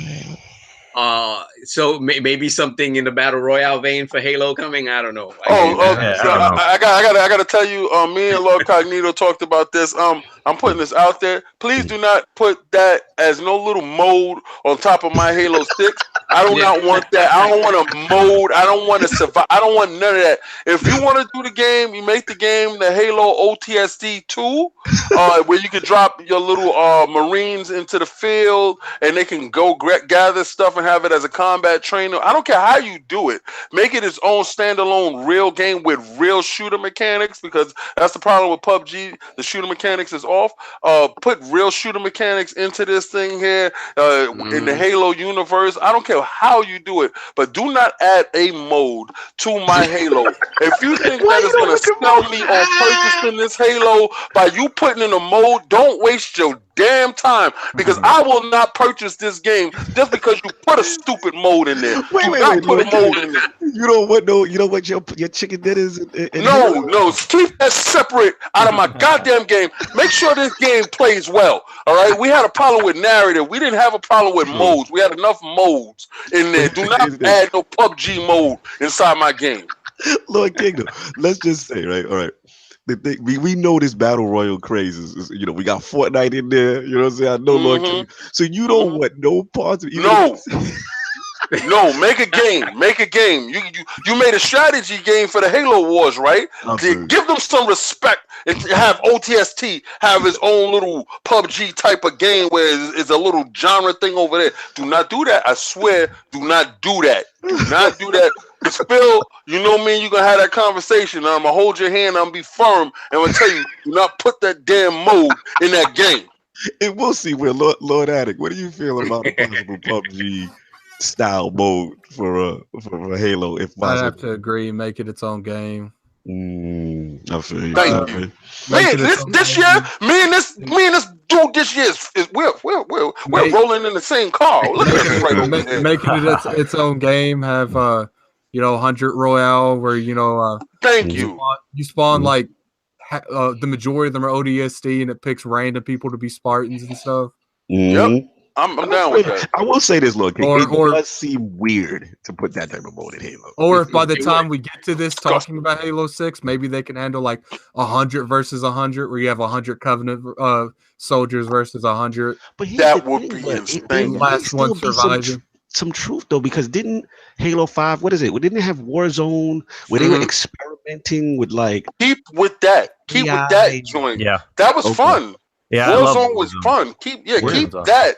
Don't expand on what you made already. Stop jumping, trying to be a jack of all trades and you're a master of nothing. Lord Keep Sam your might be ass onto in your something. lane. Nah, man, I don't. Lord Sam might be on. He said he didn't say Battle Royale specifically. It's likely Warzone 2.0. That makes a lot of sense. I agree with Lord Sam. Lord Saul, let's finish this thing up. What you got, Phil?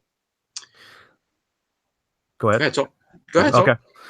Basically, I'm on board with you guys with the battle royale situation. I talked about it in my video. I just don't think it makes sense.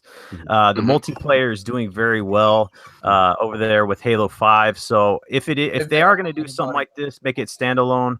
But I would like to see, like you guys said, with the Warzone, I want to see them make that bigger and like crazier. You know what I'm saying? Like maybe a mode where there's more vehicles. More people. I think that they can expand upon that and make that crazy, because we have the Xbox One X and the power of that system. So on the E3 stage, I guarantee you they're going to be coming out with that Halo announcement, and they show the power of the X. The sky's the limit. But I don't. The PUBG thing, the battle royale thing, I just don't see how it works in the Halo universe. Right? It's like, different. It doesn't feel right. It's like you're trying to jam a square peg into a round hole. It just doesn't work. I feel you. Yeah. I feel you. Yeah. Lord Saul.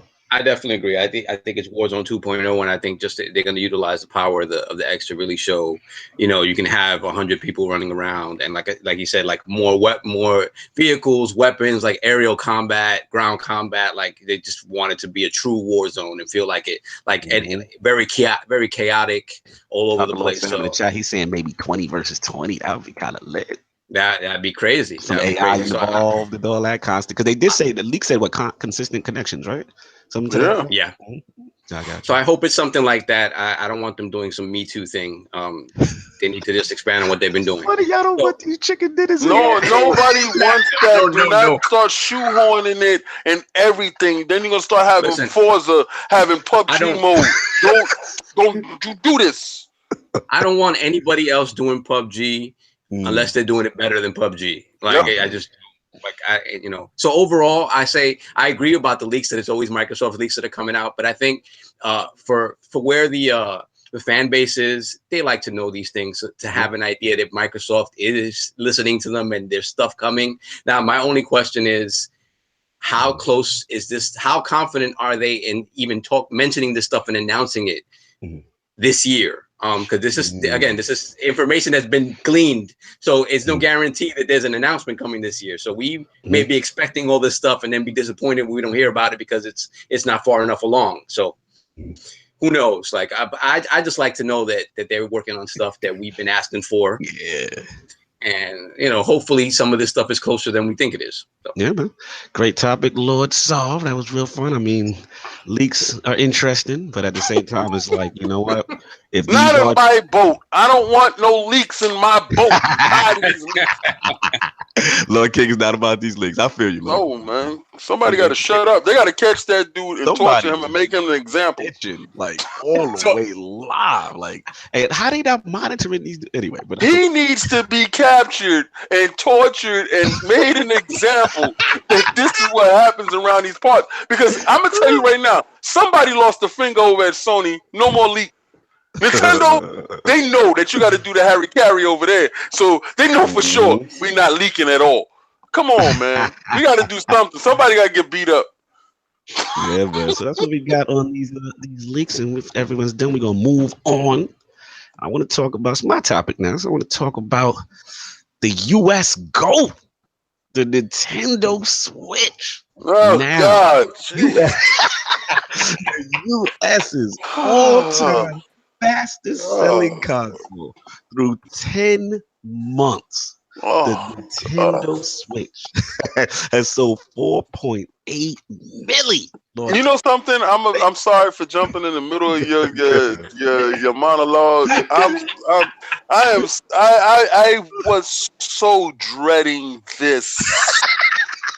Like it's for you with love. This is brother. You have been riding this horse since they let it out the gate, and you and Sovereign has been Batman and Robin this joint all the way through. Time out. I just want to say one thing. You've been riding this horse all the way through, right? Until November when Sony lied and told you that they won November. But then come December, you guys win December. When I tell you there's something is fishy with them numbers in November, you better know this when I'm telling you this, man. I just didn't want them to rob you from November. Technically, I felt like y'all really won November, to be honest with you. It would be funny. It would be funny if they came back and won December. No doubt. So back with these high sales, broke. The US, as far as the fastest selling console, is as far as 2 days, as far as 10 months, it basically shattered the Wii, y'all. Like the Wii. I mean, remember when the Wii dropped and how crazy it was and how hard it was to get? It was like, tickle me Elmo status for a toy trying to get you. Wow. Please do not look at that comment section right now. Crazy. It's going in. They're going in. I love it. Can I be Nightwing? Yeah, McQueen. Listen, I'm gonna tell you this. Man. Where's B Money? Who's repping hard? I know. Shout out to the Switch Day Ones. I've argued in this chat right now. I've argued with Kabatsu at least 5 times over the Switch. He got to be in that little posse somewhere too. I got to give a shout out to Las Vegas because my Twitter direct has been blowing up every other day with Switch news. Hey, what did he just put out the other day? Oh, that's launching in Switch. I said, yeah. We got that in 4K. Shut up. So back to the news. Shout out to B Money. I seen you. We was on the front lines, baby, telling these guys the Nintendo got one. Shout out to Saw, all the Switch gang out there. Look, Kofi, all of them guys. But what I thought was interesting too, besides that, obviously, you know, the US sales, but also in Japan, like basically the Media Crate sales figures came out, and check this out. This blew my mind. It managed to surpass the first year sales of the PS2 in Japan. That's insane.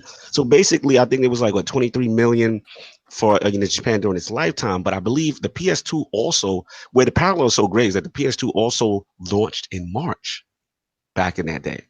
And I believe they sold over about 3 million units in its first year. And the Switch surpassed it. It was like 3,258,000 units sold through 2017. So with all this success, you know, do we see this train stopping? What do we feel? You know, and obviously we know there's a Nintendo Direct coming. You know, they're supposed to announce there's a big leak going on Amazon. They had like placeholder for about 20 plus games. You know, this is a huge year for Nintendo as far as the momentum. Can they keep this up? So I want to bring this to the Lords. Now let's get to Lord Saw, because Lord Saw, I don't believe you don't have a Switch, correct? You don't have a Switch game. No, I don't. Okay. So the Nintendo system is like, it's in a perfect situation, right? It's a hybrid console. It's not really a console. It's not really, it's like more of a handheld. I've stated that, and I get blasted for that. I just, you know, I see it as a handheld, and it's catching these numbers for consoles, and it's being, you know, touted as a console. So it's hitting these numbers as a console. The price point's perfect. It's $300. It's a complement system. So everybody, it's not, you know, it's not so much, it's like, oh, PlayStation or Xbox. It's like, well, all the PlayStation dudes and all the Xbox dudes, they buy this system as a compliment. You know, it's a compliment. They play it on the go. You know, it's just, they're in a win-win situation. That's why it's exploding the way it is, because we've never seen something like this. Nintendo took a gamble. Wii, you know, the original Wii was it was innovative, and it sold like hotcakes. And this is the same exact thing for this system, because it's a compliment, man. Just like you guys were saying, you know, you can take it to work, you can play it on your break, you can, you know, it's just portable. It's affordable, and I don't see it slowing down, honestly. Like, I think it's going to continue its upward trend, and, you know, the market more moving forward, you're going to see a lot more, you know, multi-plat support. You know, these businesses are going to want to come in and support this system because it's selling more. So it's kind of a ball rolling down the hill. I do have issues with the fact that they got this system out and they don't have basic things like Lord Addict and Lord King, chat, achievements. I mean, you got to rig it up like you're telephoning with a can with a string on the end of it to your friend, right? If you want to chat. I'm telling you, they need to just sell the Switch with a PSN card or an Xbox One card and say use their party system to communicate. Y'all savage. Seriously, like I you know, Nintendo and Xbox are pretty friendly. I know they're doing crossplay with Minecraft. Hell, just, you know, ask them for some favors. Hey, like, Salty, do you think that's Phil seeing the tea leaves saying, like, hey man, let's just like get in bed with these dudes and put our live on their system? I'm telling you, listen, man. If he gets live on that Nintendo and you can live chat with the Nintendo. Oh my God. Yeah, man, you might as well give Phil a gold statue right there on Broadway, baby. Hey, you know, what do we feel? Guys, you're forming that relationship, so you can't underestimate that, man. Like, that crossplay between Minecraft is crazy. I mean, dude. especially if they continue to get a lot of flack over it too, because like Nintendo are trying to keep up with this perception that people want the Switch to have, and I just don't think Nintendo got the software engineers to do it. Yo, don't you think that in Phil's DMs, he's shooting a DM at the head of Nintendo, like, yo, we can fix that. The chat problem. We can fix that. Like, we got that chat. You fixed. Scratch my back, I'll scratch yours. Exactly. Just put it in every box. We don't want a dime. Just put it in every box. Every time they announce something that people are like, "Come on, Nintendo, you're doing so good." Phil, right in that DM, I can fix that. Put that right in that box. I want to give you the floor here. I mean, we've been riding that train from day one. God. So it's good to see, you know what I'm saying? We out here doing the Lord's work. Yeah. So I have to say, when like, you heard about the GOAT of the US. The Like, most I hate to interrupt Sav real quick, man, but I'm real lightheaded. I got to get off. Oh, this, now he's man. sick. I'm not feeling well at all. Oh, okay. I hope you feel better, man. That flu that's going around is terrible. Going around is terrible. Like, I literally just forced myself to work for 4 hours feeling No, bro, like get this. some rest. Try to get some Mucin. This is not a shameless plug. Try to get some Mucinex DM. That one actually has been helping me out because I've been having to make it to work every night and check on these guys and do this stuff. And if it wasn't for that DM, man, I swear I would not have been making it. So yeah, feel better, Lord Addict, man. Get some rest, man. Right. We got you, bro. We got you back. but I like this flu. This flu has got you agreeing with me. So I think you should stay sick a little bit longer. Yeah, that's the most y'all agreed on one podcast. I need him to be sick at least for 2 more weeks. Salute the Lord Addict, man. Get better, bro. Lord Saul, back to the floor to you as far as our celebration lap in 2017. So I have to say, like, my feelings were a little hurt that we lost MPD, like, in November. It bothered me. I wanted to put the boot on. That's the Quanai, brother. That's the Quanai. I swear, that's the Quanai. You won. Okay, you listen, man. I'm telling you something, and you better listen to this, man. You won every month before that, right? You won the month after that, right? The build-up was that 1 month, right? What the hell went wrong? What did you do different in that 1 month? Nothing, brother. I'm gonna get you in the room with Lord Brap. Matt Piscatella. He's gonna break down the Sony numbers. Nigga, I saw Matt Piscatella with the Skyrim on the train. Listen, man. Lord King refuses to believe Sony won that moment. No, man, Sony did not win. Some numbers is something's up, man, and I'm gonna find out what's going on over there. Lord Saul, continue. Hold on, victory lap, please. But these numbers made me feel considerably better. I remember way back early in the year before the Switch launch, we had Lord Cal on, and Lord Cal was vehemently we heard it from Lord Cal. That was the Xbox Mafia Family podcast. Me and Lord Saul, I gotta jump in, Lord Saul. Cal he was like, they're not gonna be a factor. No one's gonna pick you up. Lord Cal, I gotta come for you on this, man. You my man, you the tick balls.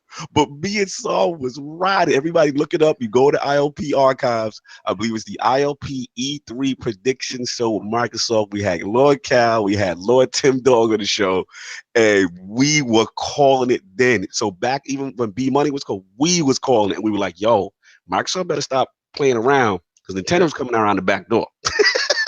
My exact words were Nintendo is back in the building. Yes. You have to be wary of their potential for making money. Like they just if they give you a quality product, they're gonna make money. And they're gonna make a lot of it. And it was just a matter of whether the product was gonna be quality or not. And so to me, it makes perfect sense. Like the numbers that they're showing in Japan make sense because Japan is very portable centric now.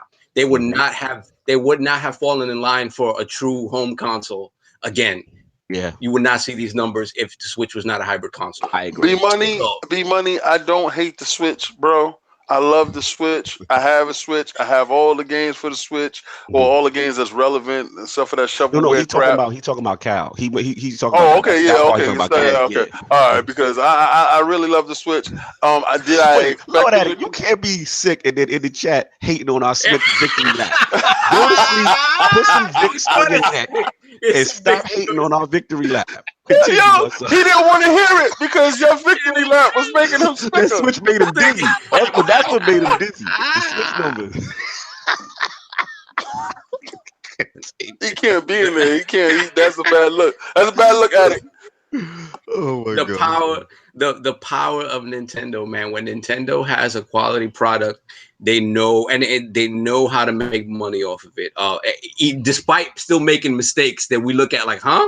like, you know, like despite probably not having as many consoles in the wild as it, like, despite still not fixing their online issues, despite still not fixing their storage issues, like there's still stuff with the machine that makes you kind of scratch your head. They the PUBG of systems. Yeah.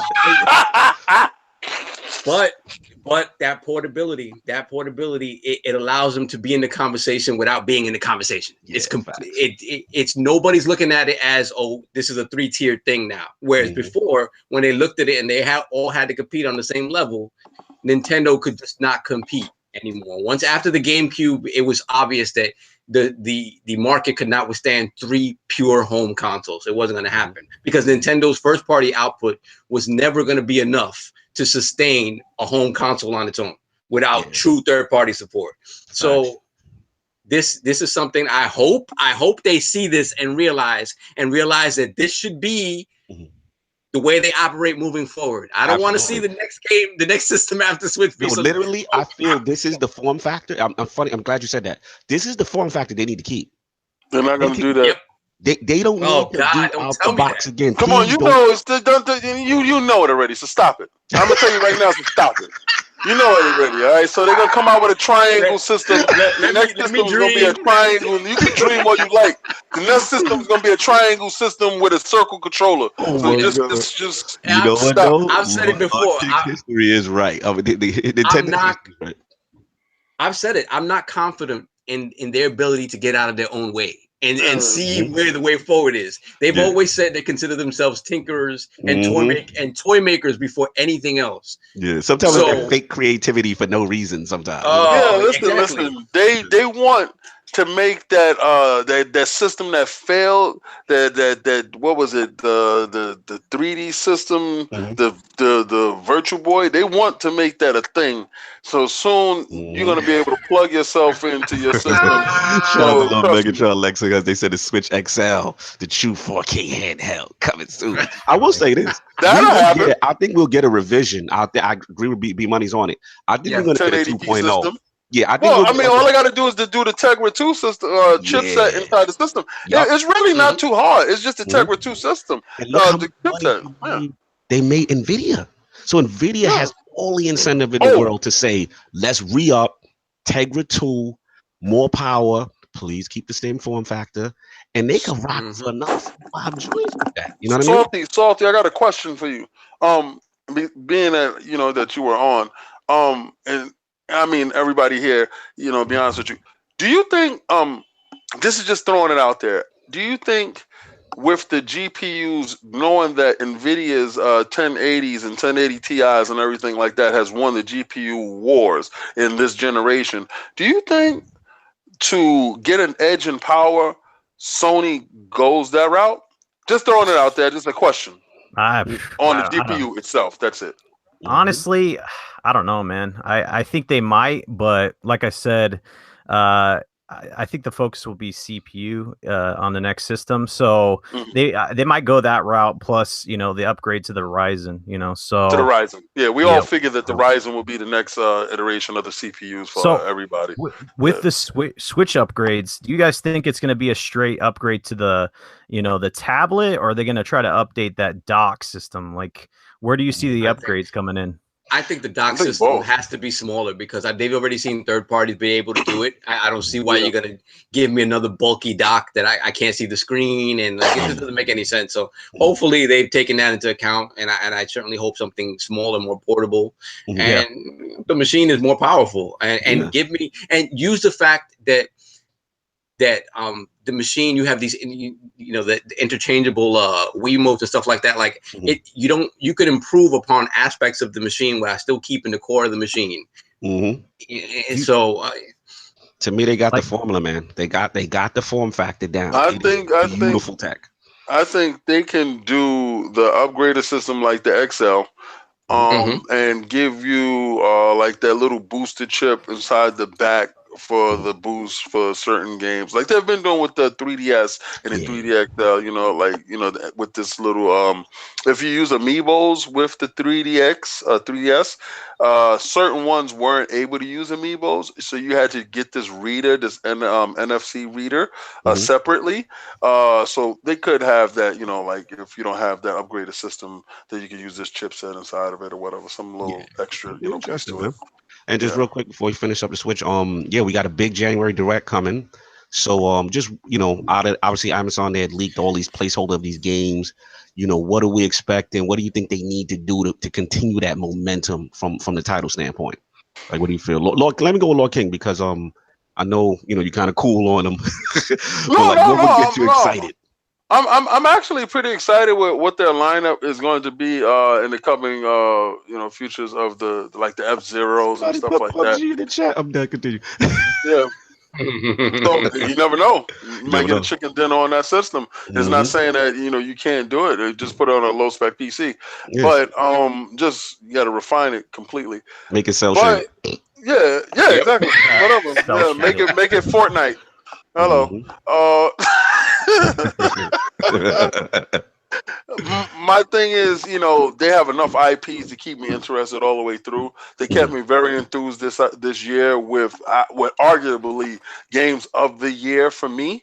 That Mario was insane. The Zelda is insane. I could have did without that little fake boxing crap game that they put out. That fake game. I want my money back for that. Oh, you mean Arms? Oh, I want my money back for Arms. Yeah, give us Punch Out this year. I want some Punch Out. We need that Punch Out. Yeah. Oh, could you imagine Punch Out? Like really? Like you can swing your arms. I mean, really good game. Shout out to Big Money and I want that GTA 5 too. Yeah. Yeah. I don't care about that. I'm sorry.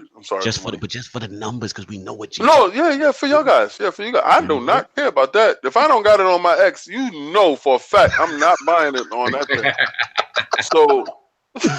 But yeah, I'm looking forward to their IPs that they drop. So yeah, I'm pretty sure they're gonna have a steady stream of them. The Kirby's, the Yoshis and stuff like that. That stuff. Smash Bros. Yeah, I will play Anchorman and Smash Bros. I will give my social security number out for that. No doubt. Lord Salt, what would it take for you to pick up a Switch? What do you need? Halo. Man, I've been talking about it. The party system, man, is a huge drawback for me. And then the way you have to invite your friends, you have to give them a code. Lord Salt, you don't want my social security number, Lord Salt? Is that what you're trying to say? And you guys heard that they're not going to be putting out a 64 gig game card until 2019, right? Yeah. That's a huge thing, man. Yeah. So in order for them to get Doom on the system, they had to split it. They had to do some magic voodoo work in the back corner or something like that.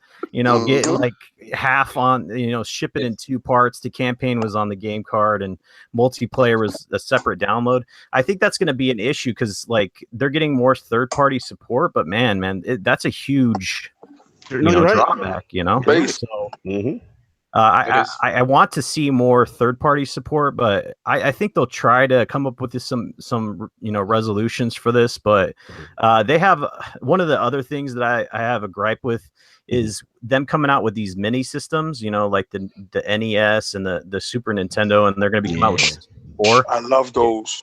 It would have been awesome. It would have been awesome for them to have backwards compatibility. Thank you. Give me my damn virtual console, please. No. Have all the games there for you to be able to play. I mean, you could pay for them; they can make money, and that would be a huge thing for them to kind of spread out and then give people what they financially is better for me. If they are finally gonna give us virtual console this year, they better do it fast because they're not doing it. You're not getting it. I told you. It's been hacked. So if the rumors are to be believed, people are going to be able to put unsigned code onto that system very soon. Oh, that's nice, and that's when it's really going to sell. If you think it is selling now, if you think that it is remotely that it's sold now, forget about it once it gets hacked. No, I mean, and they got homebrew on it. No, I feel what you're saying. Lost Salt's got a good point because I think for the hardcore like him, in order for him to get, I think if you hear an announcement of a dedicated online proper infrastructure with a dedicated friend list and real chat. And I think achievements would that kind of entice you? Microsoft has I'll all pick it of up, that. bro. Got you. Yeah. I'd pick it up. Could you imagine? Yeah, I think that's what's just holding the hardcore back. I mean, once they have those basic quality of life features, Grandpa, Microsoft has available. You're already in bed with them now. Holla at them. Holla at them. So that's what I got on the Switch. If anybody else wants to jump in, we're gonna move this thing on. And actually, this was a late breaking. Digital Foundry is in the news. Mr. Ledbetter. Mr. Ledbetter and these are famous Brits who are prone to rip your resolution and your frame rate if your game ain't up to snuff. Apparently, the game in question is called Redout. And apparently it got an Xbox One X enhancement. And, Digital Foundry put a video up and pretty much, basically saying that it didn't hit the target, that it didn't scale. And pretty much the CEO of Redout, I cannot pronounce this gentleman's name correctly, but I'm going to try. It's Valerio Di Donato. Right. And he basically came out with a statement, and he was just like, waking up to a S-storm raging upon you. He said, basically, what I can call Digital Foundry's technical analysis at best is fake news. It's on. Yeah, he bust his gun early. He said it might have been a competent source. They might have been a competent source of technical information in the past, but it's currently going down the clickbaiting path. Another shots fired at Digital Foundry. He said they published an opinionated video, which they talked about the Xbox One X version of Redout, saying that it mentioned that it just shows 1080p rendering. He said that is a straight lie. He goes to break down, how it scales in resolution between 90% and 50% of native 4K. He goes further into the technical details, and he's threatening legal action against Digital Foundry. Now, since then, I believe it was yesterday or this morning, I forgot when it was, maybe yesterday, Digital Foundry account actually tweeted, and they actually said that there was an oversight. They actually added the actual dev. I believe the dev's name, company's 34 Big Things, and just said that they're going to be correcting this information that was put it's out. An oversight. I saw the video. Oversight. Yeah. So the damage has been done. As far as the negative pub, because obviously the dev was getting killed on Twitter. People were saying you guys are lazy. How in the hell is the Xbox One X version not optimized? The typical lazy port kind of. They gotta sue. You gotta get blood. I mean, I want y'all to get blood. I want y'all to sue. I want you to sue, because what I've been watching and I've been noticing the narrative. Anytime a little pro is trying to do this little moving his little shoulder lean, saying the pro was doing it. What's up with the X? Oh, what's going on? I just turned the channel because I say it's bogus, it's fake news. I know you're lying, and now you've been caught out there. And I'm so happy that your hands in the cookie jar and you about to get sued, Mr. Ledbetter. You about to be sued. Well, we got to see if they even have the grounds. There was a good discussion. I saw the grounds. Twitter. Shout out to Angerman, I believe, a couple other people. They were going at it is to see if if these guys at 3-4 Big Things have the litigation, if they have the standing to be able to sue these guys. So I want to bring this to the Lords.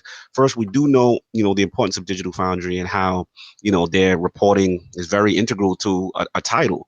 So now that this news is coming out and it seems to be incorrect, what do we feel about this? Lord, King, you have a lot to say. So there is no Santa. There is no Santa. What do you feel about it?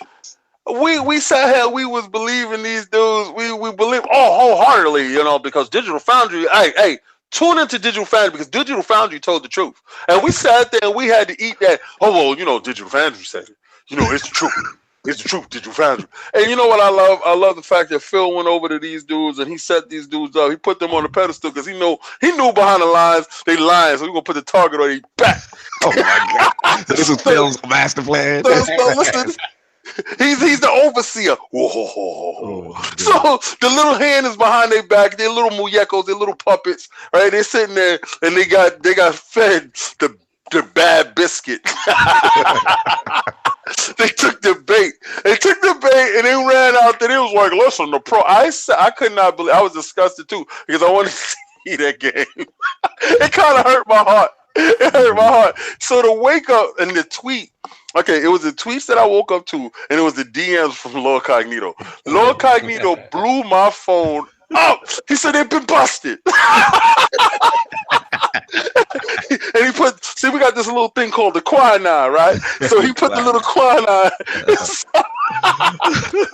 I am so happy right now that the developer said, yeah, you know, we'll have to sue these dudes, and they fake news. So now this gives the lane to any up and coming Digital Foundry type company, video bloggers or whatever, to come out with their channel to show that, listen, we have credibility here. We can show you running at the same, to show that there's nothing behind the gate. We're holding nothing back. We're unbiased. To give you another opinion instead of one definitive place that you go to that has to be the end all be all.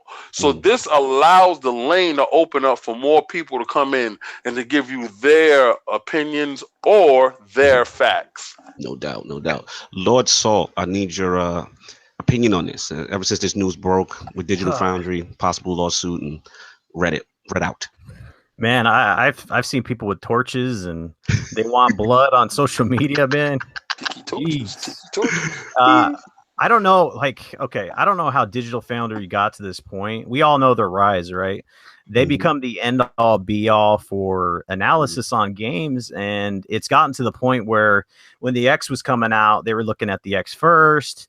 And that was kind of the mode for Xbox to get their word out almost. You know, people were like, Digital Foundry is doing a better job in marketing than Xbox. Facts. And it's like to show the difference there because they didn't want to do it themselves.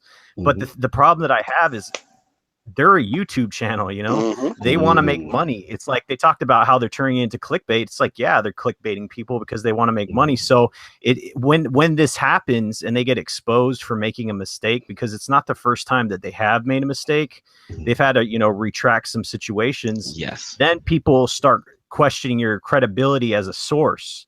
And when that happens, it's a very sticky, it's a tricky subject for them because like once you see analysis on things, you're going to question it, right? You're going to be like, is this true or is it fake? Because you guys screwed up, right? So before this point, people went to them as the end all be all source for, you know, analyzing video games and all that. But I think after this point, people are going to start looking maybe for other sources or, you know, question their credibility altogether. And that's bad for them, you know? Yeah, so absolutely. We'll see, man.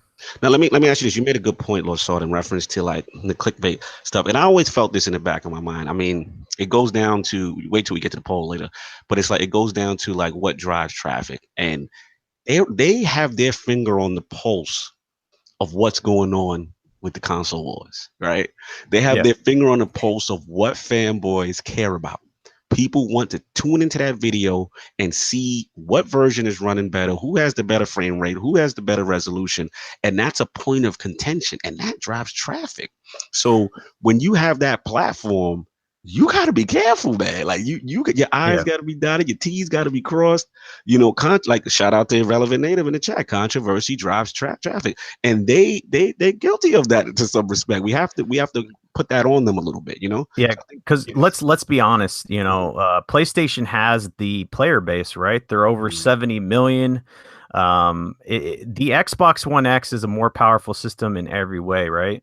So I don't know if their views are going down or what, like, because they're coming out with these videos that people know what's going to happen. It's like people going into a movie, like we said, they know the ending of the movie, so why would they click on your video? Exactly. The X is more powerful. It's like, well, surprise, no one cares, right? So, you know.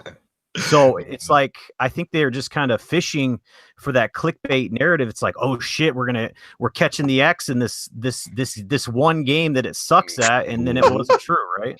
Yeah. So I don't know, man.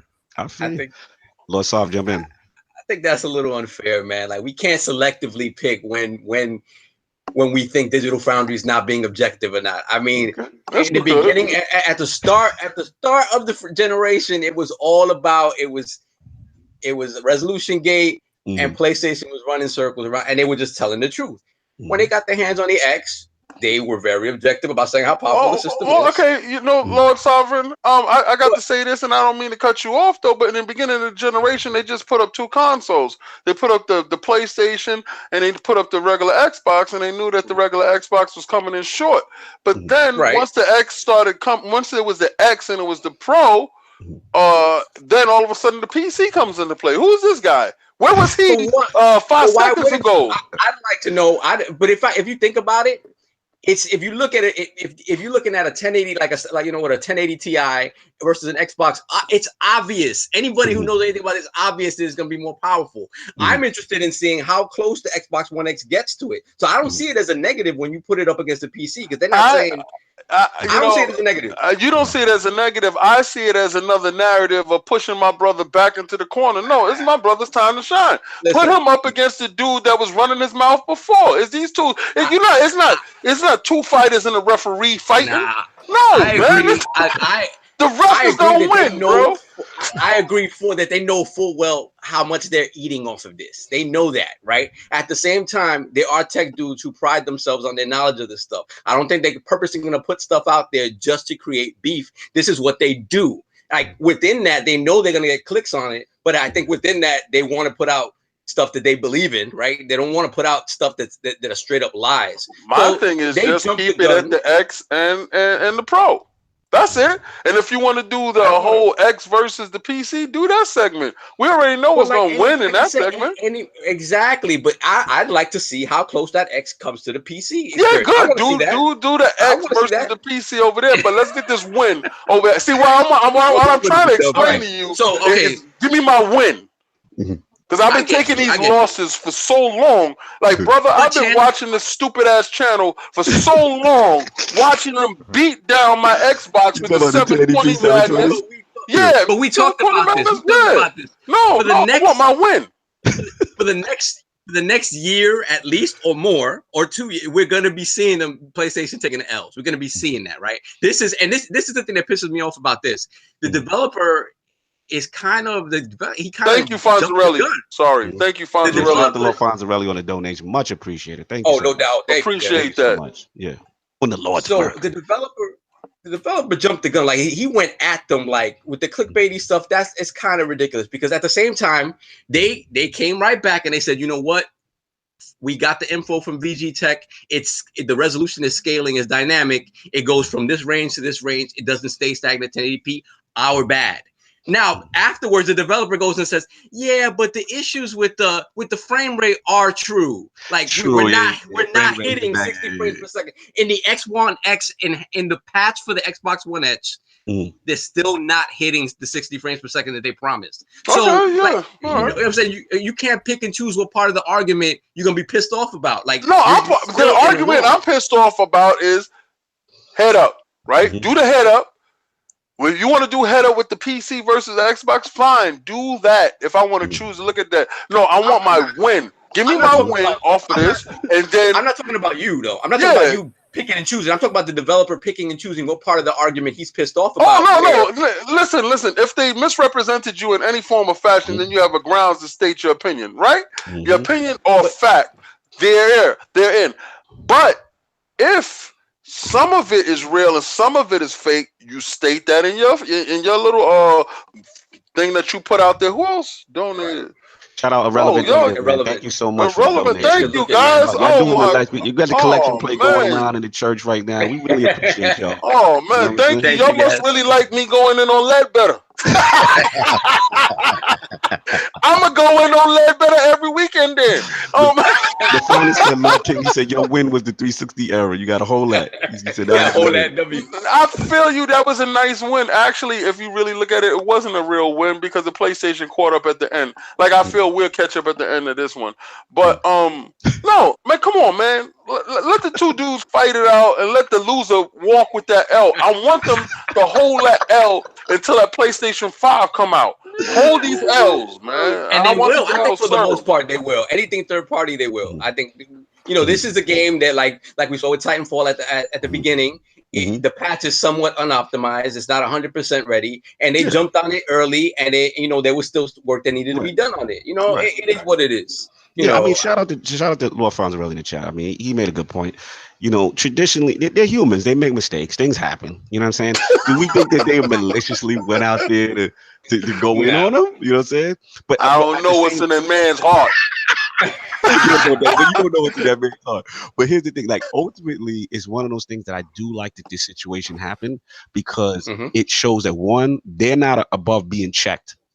And they're not above reproach. So I like when everybody gets questioned now because people now, they're going in on EA, they're going in on Bungie, with Destiny. Anything you put in your game or any type of comment or assessments you make, they got to get checked. You know what I'm saying? But they got to hold SL.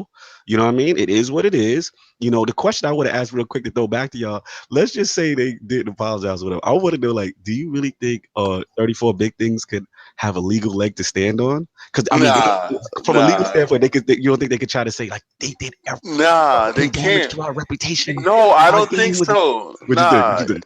But what I do think they could do is put these Tiki Torches dudes to action. I don't think in a courtroom they could win anything.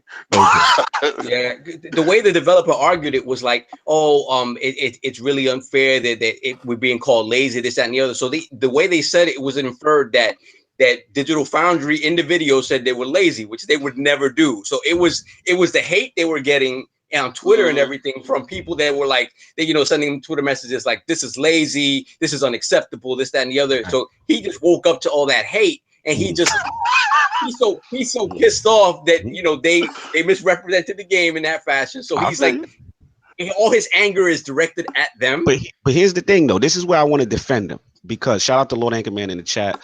Shout out to Lex Hazard. Y'all got the collection plate. Lex Hazard, what's going on, baby? Oh man, this conversation must be it, huh? Absolutely, passing that collection plate around. We appreciate. Thank you guys, man. Thank you very much. You know what I think, though? I think he don't got a leg to stand on, right?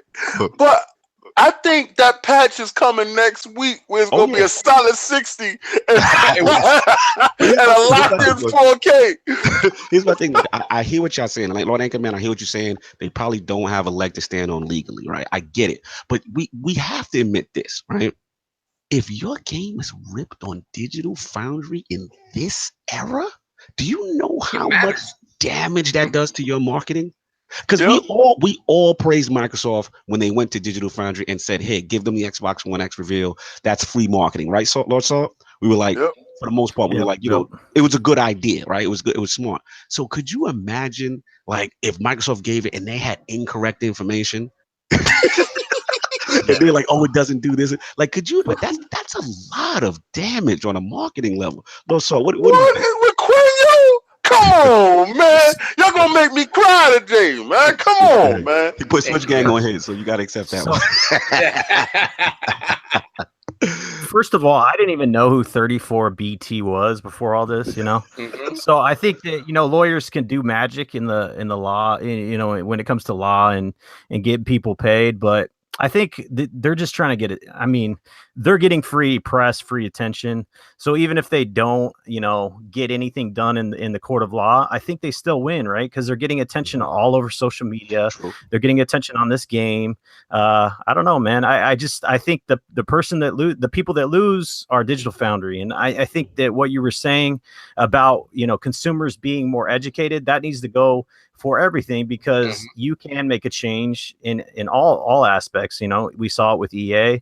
We're seeing it with this. These people got to be they put out there, and that should be the message that we focus on, right? No, you're making a good point, man. Valid points. I thought it was interesting, this whole fiasco. Real quick. So we ran a little over. It was a long episode. I already know. We're probably gonna save. I had the 2018 thing saved, but we're going a little bit over. I might say that for next week, as far as 2018, as far as each platform, what we want and stuff like that. But anything else? Anyone else got anything left for Digital Foundry before we wrap up and get to the polls and the closing? better. You got them other dudes out there. Calvin got a team. He trying to get them together to start doing these games, man. I'm telling you now, do not let it be a 2-horse race where people can get channels to go to get the information on which system is running this better, which system is running that better. If anything, this causes them to have to tighten their game up, because at the moment they mentioned VG Tech in the article as saying, "Oh, they got this part right," then immediately people are going to start going to VG Tech to see what kind of how their content is. So yeah, absolutely. I mean, shout out to Foundry in the chat too. I'm continue. I'm sorry, who I cut off. No, they just got to tighten up now. So that's a win-win for everybody, because they're gonna have to tighten up how they drop stuff. Really, what you want to make a grown man cry? Oh, the Lords are feeling the sermon today, man. It's appreciated. It's definitely appreciated. Absolutely. We're gonna wrap this thing soon. Real quick, Foundry, we got to get you on the show, man, because you said some stuff about media bias I want to get into too. You have my mind going, so there's a lot of stuff I want to talk about with that. We're gonna wrap this up, but we got an ILP poll that we gotta get into. It's a new one of the week. So basically, it's in the resolution era of gaming, with 1080p versus 720p, and now true 4K versus dynamic checkerboarding 4K. Are gaming executives wrong for engaging their fan base on these subjects? A, yes, it's in bad taste and promotes console war nonsense. B, no, purely marketing. Stay out of your feelings. Or C, I don't care as long as my side is winning. That is the question. Those are the choices. Please rock the vote. Hit the ILP Twitter polls. That's hard when it goes up. Probably going to put it up tomorrow. So again, we're going to talk about that resolution. Shout out to Lord Salt, man, for coming through, you know what I'm saying, at the round table. Much appreciated, man. And man, it's been a blast, dude. I love you guys. You guys are awesome. I mean, you guys signify what I like in gaming. Just having a fun time and, just shooting the shit, man. That's what it's all about, right? Yes, sir. Much appreciated. Always a pleasure. We love we saw like your entire almost, except all digital. We had the whole Loot Chest radio in the chat today. Oh yeah, bro. We had the Saltiest podcast crew in here. We had Loot Chest radio, bro. We had some other people that I follow, and they follow me on Twitter. So it's been a party, man. The chat's been lit. Prop to you guys. Thank you so much for the thanks, Salty. Thanks, Salt. Where can the people find you, and also like what you got cooking up to let the people know? Get your plug on, man. Okay. Saltiest podcast is moving. What is it? Back an hour. It's going to be 8 p.m. Eastern instead of 9 p.m. Eastern. It's going to be lit. It's going to be awesome tonight, man. Okay. We have the guest is going to be Irrelevant Native. He was in the chat. He's an awesome guy. He was lit in the chat. I like him. Yeah. He's a dope guy. He's been doing debates when it comes to religion in real life. So he's well spoken. He's a cool dude. I've been gaming with him. We've made a good friendship. Nice. Punk Kiddish Gaming is going to be a permanent member. We had someone leave due to scheduling. So it's going to be an awesome first episode of 2018. We had to take a couple weeks off because it fell on Christmas Eve and New Year's Eve, but it is going to be lit. So stay tuned for that. And moving forward, I'm just going to be getting content out like I always do, but we're going to be improving upon that content because it's always a constant learning process when it comes to YouTube. So I'm focusing on making my videos better on the daily, and then we're going to be doing game reviews and maybe some playthroughs if I can get that going. Nice, that's what's up. So I'm also on X Power on Monday. So stay tuned for that. And Loot Chest Radio is different. I think some people.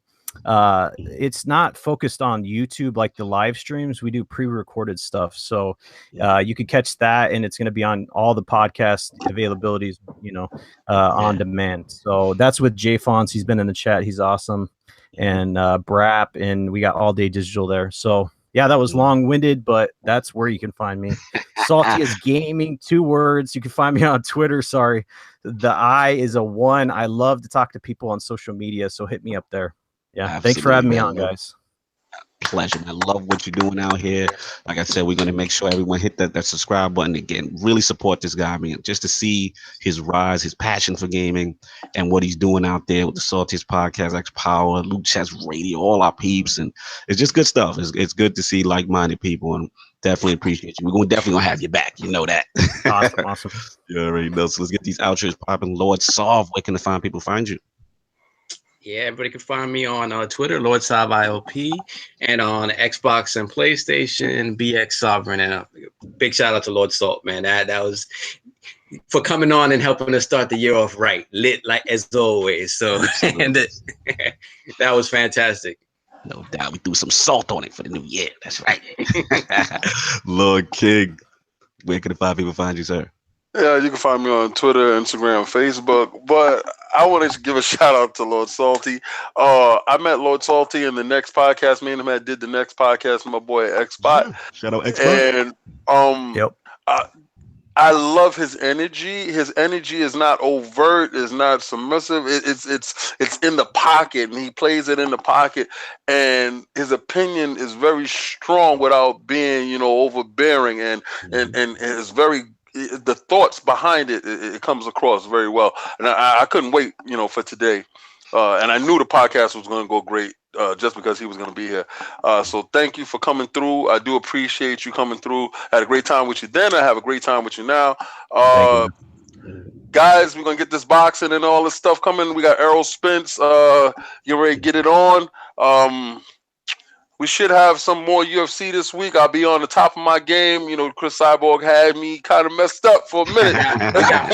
we got Francis Ngannou versus Miocic. Oh, that's gonna be crazy. Oh yeah, that's gonna be crazy. Farms on that show because he talks MMA too and boxing. So so we gonna have to get him on one of them shows for that when we had that match goes down. That's a big one. Yes, sir. So all right, guys, and Cognito, let's do it, baby. You already know. And like I said, Lord Cognito here with the gaming realness was spent on the ILP. Told you what you wanted to hear, but what you needed to hear. Thanks again, Lord Salty, for coming through. Everybody in the chat, man, you have no idea. It's so appreciated. Just that you guys missed us and just to see the support, man. It really means a lot to us. And, we're not the biggest, but we're growing and it really felt good, man, just to see that people really miss hearing us talk gaming and having fun and all that good stuff. So y'all hit the like, y'all hit the subscribe. Make sure you support the Inner Circle Media, all the other outlets. We got the Multiverse on deck tomorrow, Lord Anchor, man. Make sure you check those guys out. They got some cool stuff going. And yeah, man, it's good to be back. New year, new day, and we're gonna get this thing popping. We got a lot of stuff cooking for you. So you guys have a good one. Enjoy your Sunday. And on that note, we are out. Peace. Yeah.